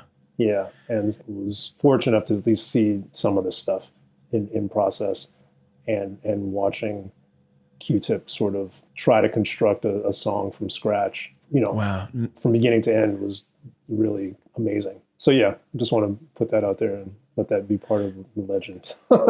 Yeah, man. No, yeah, we need to see that. I've never been around that. Like I've never, and I don't really I'm not even connected to him like that. Like the most connection I have is with Ali Shaheed Muhammad, who's just one of the most sweetest, humble people ever, who never ages, like still looks 19. Yeah. But just beautiful, beautiful person. You know what I mean? I've met a bunch of people through him. But when I've been around Q-Tip, he has a rock star energy that I'm totally happy to just not. I don't need to be part of that. I'm just happy to exist. Right. You know Yeah. But he's like, to your point, like he's a genius that doesn't get the level of recognition that he should. Yeah. Right. And yeah, and it's so clear that he never sought it. Because when the documentary came out, when Michael Rappaport's thing came out, I remember thinking like, so many people were like, yo, Kamal was making these beats? And like, I guess I knew that. But like, I just realized that they didn't even really make that distinction for people. Like he wasn't really, it seems as though like he's not really into his legacy and like making sure that everybody knows what his hand is and everything. Right. You know what I mean? But constantly like these stories just come out of, somebody just put a thing together of how he produced maybe the second Crooklyn Dodgers thing. And it's like, oh yeah, I kind of forgot that he did that. You know what I mean? I think because I think Primo did the first one. And like, I guess I kind of knew that, you know what I mean? Or something, but like, but then they showed the record that it was from and how he did it. And I mean, in a lot of ways, that was the style that Primo got known for maybe 2 or 3 years later. Right. Like the way that he chopped that record and the way that he used the different elements, like it wasn't anything close to a loop. He just really repurposed all of the little chops of the record the way that became like the, that's Premiere sound starting on like Moment of Truth. Q-Tip deserves like a more, I don't know, some sort of official, I don't want to say like, not compilation, but just some kind of way to be like, okay, he did this album, he did that record, he did this. Like the appreciation for him as a producer. It's weird because he produces, right? You think of him more of as a performer, right? Man. And him, Q-Tip live? Oh, he's great. Nobody, I'm saying, people talk about Busta and like, that's fine. But man, one of the greatest hip hop shows I ever saw was them performing all of Midnight Marauders. And it's funny, I sat and watched it with Dave from De La. And it was them. And I mean, they brought Nas out, they brought Lauren out, and I'm sitting there with Dave. I'm like, go up there. Like, why are you sitting here? Like, you should be on the stage. And Q-Tip was, I think it was in Baltimore or something. It wasn't even like one of the bigger cities on the tour. But Tip had on a wife beater and some hoop shorts. And at one point he jumped in the audience and came back on stage and he had lost the hoop shorts. And he finished the show in like $8 Hanes like draws. What? Like plaid, but you know what I mean? Finished the show. When was this? Around what time? This is like Rock the Bells 2011, 12, something like that. Okay. All right. Yeah, it was maybe on one of the last times that before Rock the Bells came back as LL's thing, but when it was still that old Rock the Bells. And man, and I said to Dave, I was like, this is one of the best shows I've ever seen. You've seen a lot more than me. He was like, no, this is up there. He's like, this is up really? there. But he's like, but Q-Tip is like this almost every day. And I mean, even the album that he did, the solo album that he did with Getting Up. Yeah. Forgot the name of it, but it's him on the front with an MPC over his head. Yes, yeah. Almost saying like, yo, I'm a producer. See me this way. I'm this dude. You know what I mean? And yeah, this is why it's so necessary that all of these elements of like bringing this, really telling this story from within the community and within the culture is just there's so much more to be said and so much more to be done. One of the things about the guy that wrote the De La book is he's like, there should be 50 books about De La. This is just one of them. So he's like, fine, you can hate this book if you want. Maybe I missed the mark, but how many books are there about John Coltrane and Miles Davis? And, like, is there one Billie Holiday book? Like, it should be a lot of books about them. And maybe this can be the worst one. Cool. But let's just start writing books about our folks. And right. I think that's what I was kind of trying to suggest was like, as far as like Q-Tip and for a lot of other people, like they're appreciated, but there isn't that sort of officializing in terms of like putting them in books or documentaries or whatever. Like I'm a huge Large Professor fan. Like I'm like, this guy gets no love.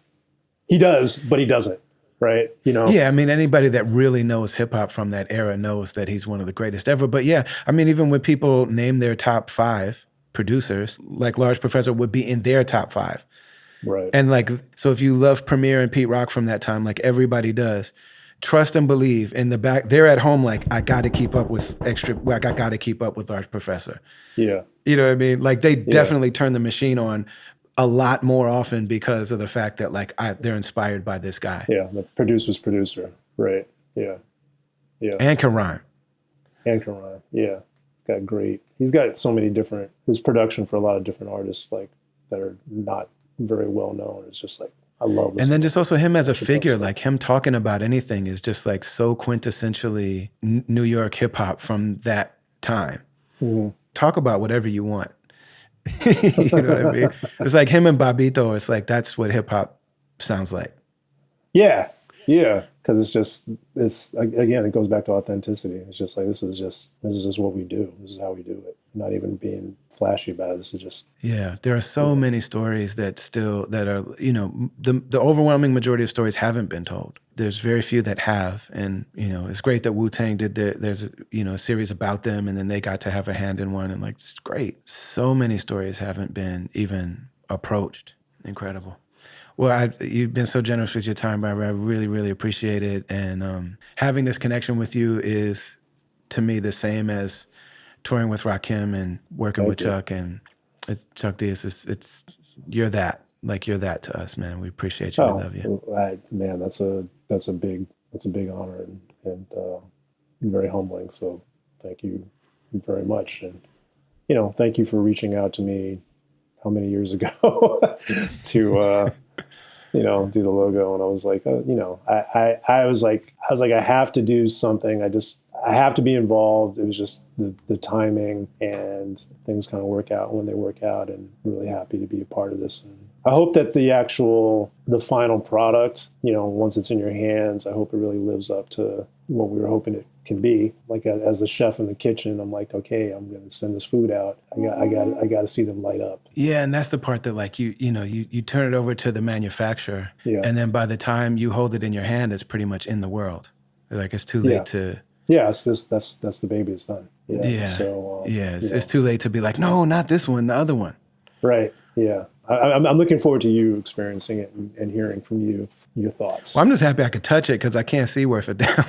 Well, yeah, that's the thing. So when you started talking about textures, I was like, oh, you're speaking my language now. You know what I mean? Like I can feel, I can like touch stuff. Yeah, like, man. Yeah, I think that was the thing, man. I was like, yeah, this is your record, dude. It should reflect something that's really about how you experience the world, And like the fact that you like went into the manufacturer to like, you know what I mean, to actually experience that stuff and put your hands on it, and it means a lot. Yeah, no, it's like it's all the senses, right? You can't do smell, right? I don't want you to eat it, but you can touch it, right? So you can touch it and see it, so and hear it. So that's 3 out of 5 right there. It's just unexpected. Yeah, I've definitely thought about. It's one of the things about that Black Star record that, like I said, it just smells like.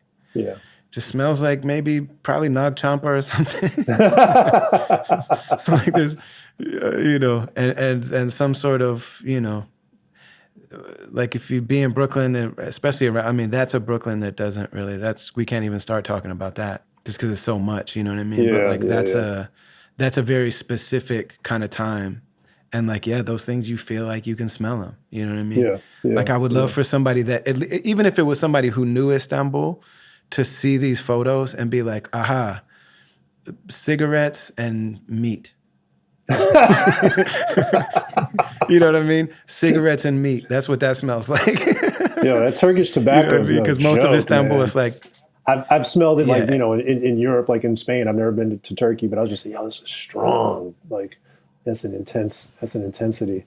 I am really excited about just, I know you talked to B+. I haven't had a chance to listen to it yet, but like, I wish I could have gone because I was like, man, this is a world that I'm totally not familiar with. And I think like the idea of presenting that world to other people is important because, it's like, I'm fairly knowledgeable about certain places and things, or I'm aware of things. And then I'm sure there's other people that just don't know nothing.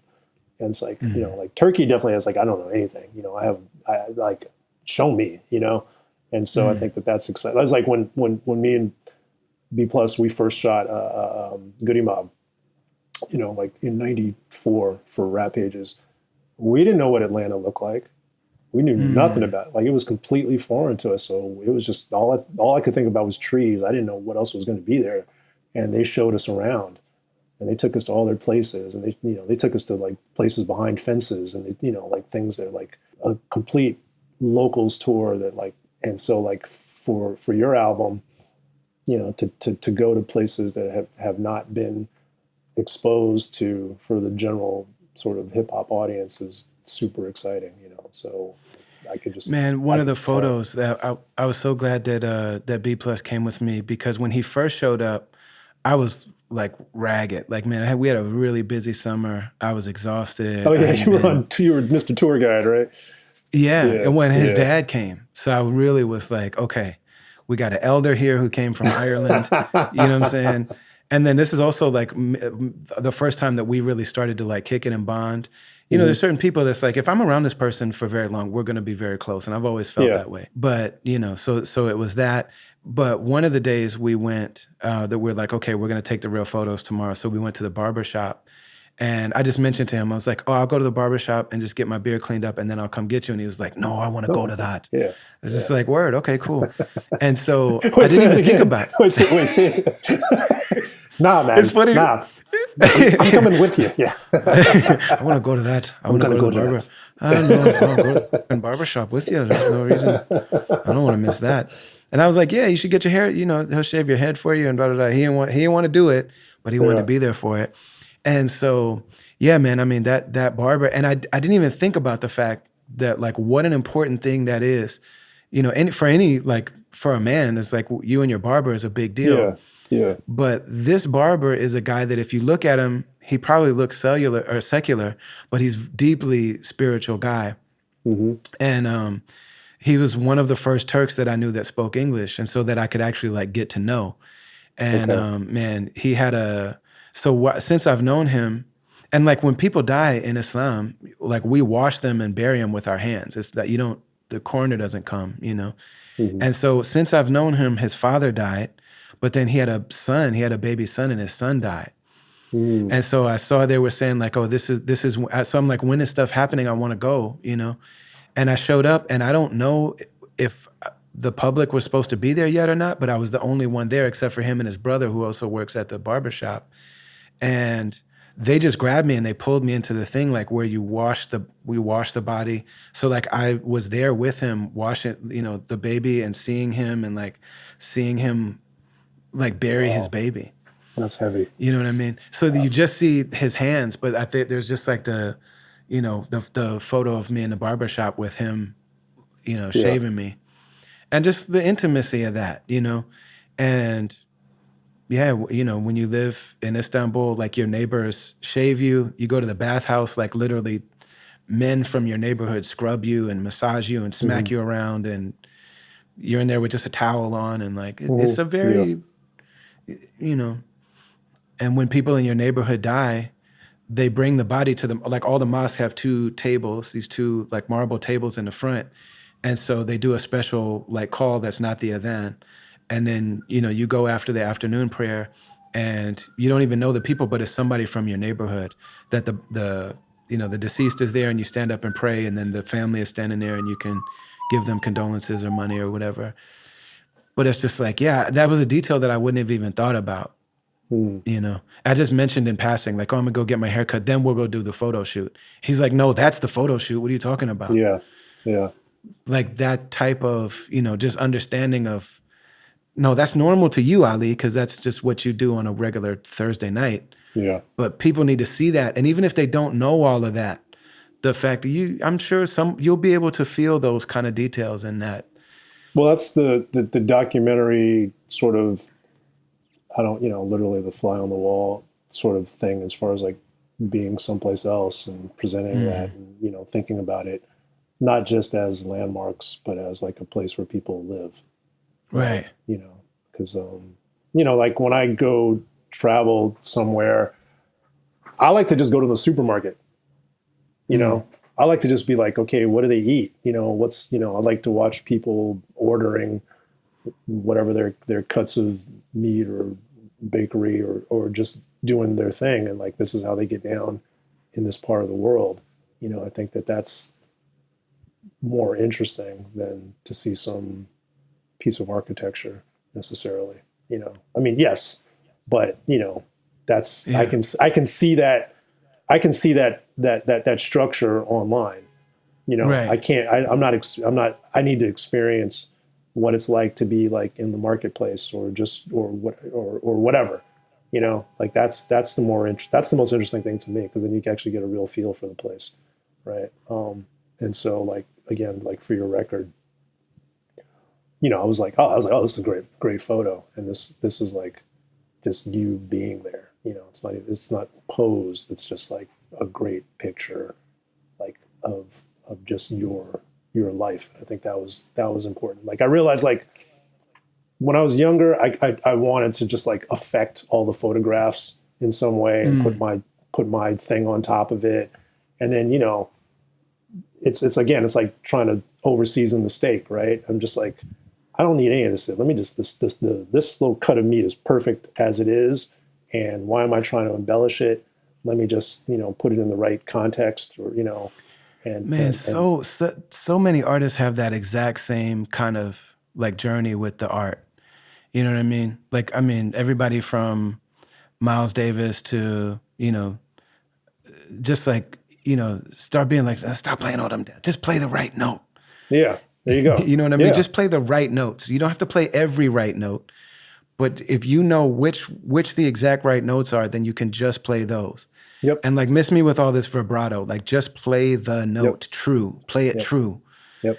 And so many artists, like, man, Alchemist's whole resurgence has been that. Mm-hmm. You know what I mean? That just like, man, Al knows the exact 3 seconds of a record Mm-hmm. that like, if Earl Sweatshirt is on top of this, Mm-hmm. that's all you need. It's One not track of Earl underproduced. Sweatshirt, It's produced just right. it's perfect. Yeah. And it seems, because you, and then you see the difference, you see why when everybody starts biting. Like, Yeah. once everybody starts imitating, you're like, oh, okay, I can go online, French prog rock record, 1976. You know what I mean? And then sample something and put a movie sample on top of it. And like, yeah, you did the things on paper. Yeah. You did what he did, but you just see like there is something very unique about. And again, with someone like Alchemist, it's like he's going to France because somebody booked him for a DJ gig, but that's not why he's in France, because he wants to smell the record. Mm-hmm. And he wants to see it, and he wants to go to the place that like, oh no, the diggers don't go here. Right. You know what I mean? And to see it and feel it and talk to the guy and like, you know what I mean? Like, you just imagine Al with a blunt, like, man, I'm gonna buy records from this dude just because he's a trip. Like, this guy's this guy's crazy. You know what I mean? And then those records mean something different. And yeah, you just get the right, like, sometimes it'll be one bar. Like, man, lately Alchemist is like, I'm giving you a bar.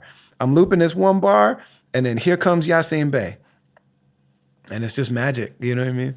It's just having But the yeah, connection. so many artists, after a while, you master all of those bells and whistles, and then you get to a place where, let me just give you the most true Yes. section of what this is. Yeah. And you think it's really simple, or it's like a lot went to get to that point. A lot of experimenting, a lot of learning, a lot of, I don't want to say wisdom, but just honing in your sort of evaluation, to get to that. And then you're like, oh, this is actually brilliant, And a lot of that is just all the hours and years and decades it takes to be confident enough to just be yourself. Yeah. Yeah.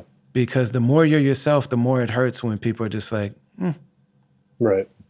and you're just like, no, man, but no, you don't understand. Like, and you can't do that now. But when you're throwing all that other stuff on it, it's almost like you're trying to be somebody else. Yeah. Yes. You're either trying to please someone else, or you're trying to say, look at me, or whatever, or you're trying to sound like someone else, or you're trying to, replicate something. All this whole conversation is just about authenticity, right? And just how hard it is to be both an artist and be real, because you kind of have to like, you kind of have to like know yourself well enough to know, like, it's like almost you have to like pick and choose within yourself, which is why when somebody bites, they can perfect something to the consumer. That's why Elvis can be like, look at somebody just living their life. It's like, that's just how Muddy Waters sings, because that's who he is. Mm-hmm. This is something from his great grandmother that he doesn't even know. You know what I mean? He just talks like that. You know what I mean? But then maybe it was not Elvis, but like the Colonel can be like, oh, if we just tweak this like this and just then we can sell it to everybody. Mm-hmm. You know what I mean? That's why the biter usually will like outstrip in terms of marketing something, because when someone is just living their life, it's hard. Like, the eye can't see itself. So you don't necessarily know which parts of me are going to be the most palatable to others, Yeah. I mean, you can always learn from something from people, and, you can, I think the thing about probably when you're younger, more so when you're trying to develop, you're mimicking, or you're doing something just because you're trying to get into like a thought process, right? Because like, oh, I really like that. I like Like how did it's sometimes just more like how did they get there, right? Right. You can use that, but that's just not your thing. You know, and you can kind of be like, okay, this. Sometimes you can define yourself by what you're not, right?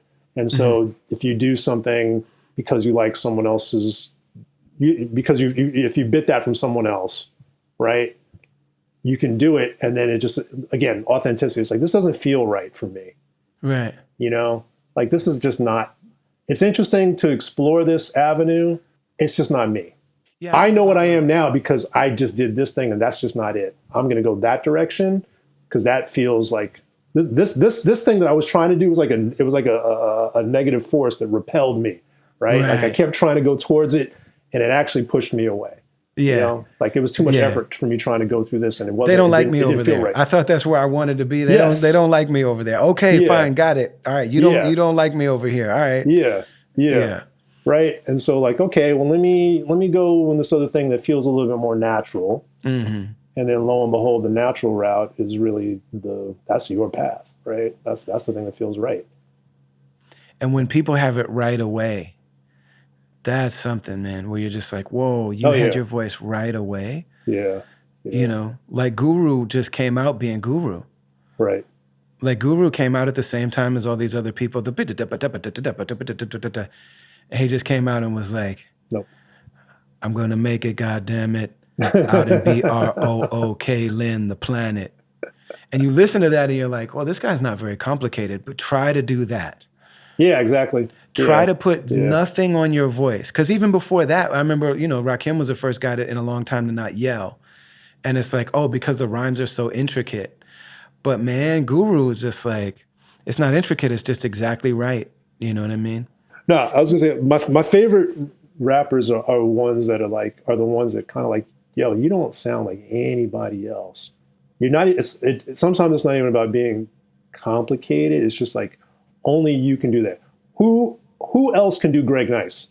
Like Greg Nice can still do a contemporary record, and it sounds. I don't want to say it doesn't sound dated, but it's also like it perfectly works. You don't listen to him and be like, oh, he's stuck in something. He's stuck in being Greg Nice. I saw Greg Nice in Germany one time, and he didn't have a DJ, but he got booked. Somebody booked him, and they probably were like, Greg Nice, 2,000 euros. And he just was like, cool, and just showed up and was like, oh, where's the DJ? Where's the records? Whatever. I saw Greg Nice do an a cappella set. He did a half-hour a cappella, and he beatboxed, and he was beatboxing, he was doing stand-up comedy in English for a German audience. I mean, he was saying stuff that I'm just like, whoa. He's like, if you're scared, get a dog. If you're scared, go to church. And I'm like, I don't even know if all Americans know what these phrases mean. You know what I mean? These like very specific, like stuff that like Dick Gregory would say or something. Like there was something like very like old black mannish about it to me that I was just like, it wasn't even necessarily hip hop. Like, you know how Germans are just like hip hop and you know what I mean? Like they study all of the everything. I'm like, this is just some stuff from his uncles. And the whole thing a cappella. And then also he was doing like he was saying, hey, Greg Nice has got to be the sure shot. Hella. Like, man, he's doing the talking from the beginning of a song as a song. And he murdered it. He killed it. There was like 13 people on the bill that day.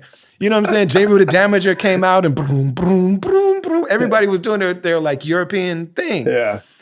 And man, he stole the show.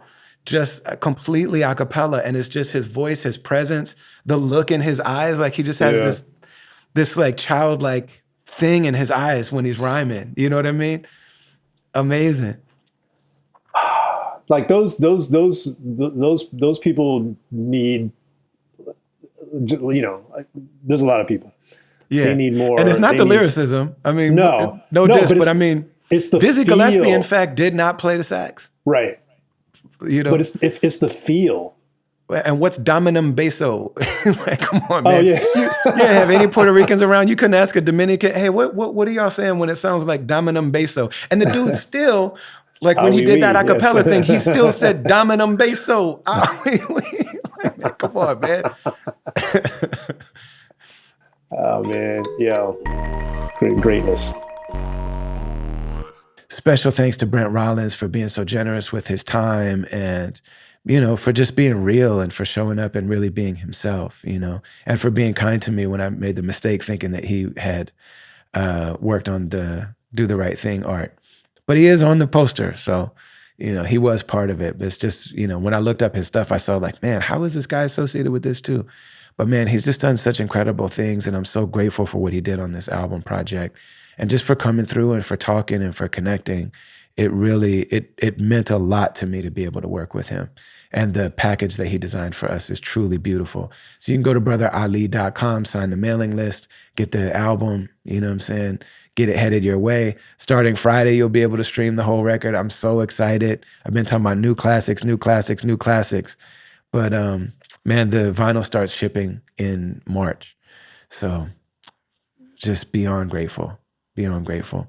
Next week, we're going to talk to Mello, the head of Mello Music, the president of Mello Music Group, inshallah. I already talked to him, recorded the conversation. Just so many beautiful, amazing, insightful people. I can't believe that I get to know these people and to work with them and to partner with them. And you know what I'm saying? I'm in my mid 40s and I'm still meeting incredible people. I've been doing this 25 years and I'm still meeting people that's just like, how do I get to know you? How are we in business together? Our lives get to be intertwined like this, And thank you all for supporting this work. We appreciate you beyond words. Go to betterhelp.com/travelers and you can check out therapy. Go to brotherali.com and get your tickets to see me and DJ Abilities on tour together. We got Abilities coming up on the podcast soon. Man, what a time. What a time. We love you beyond words. And of course, check out zakat.org, zakat.org. Put something on something. And we'll see you next week, inshallah. Assalamu alaikum wa rahmatullahi wa barakatuh.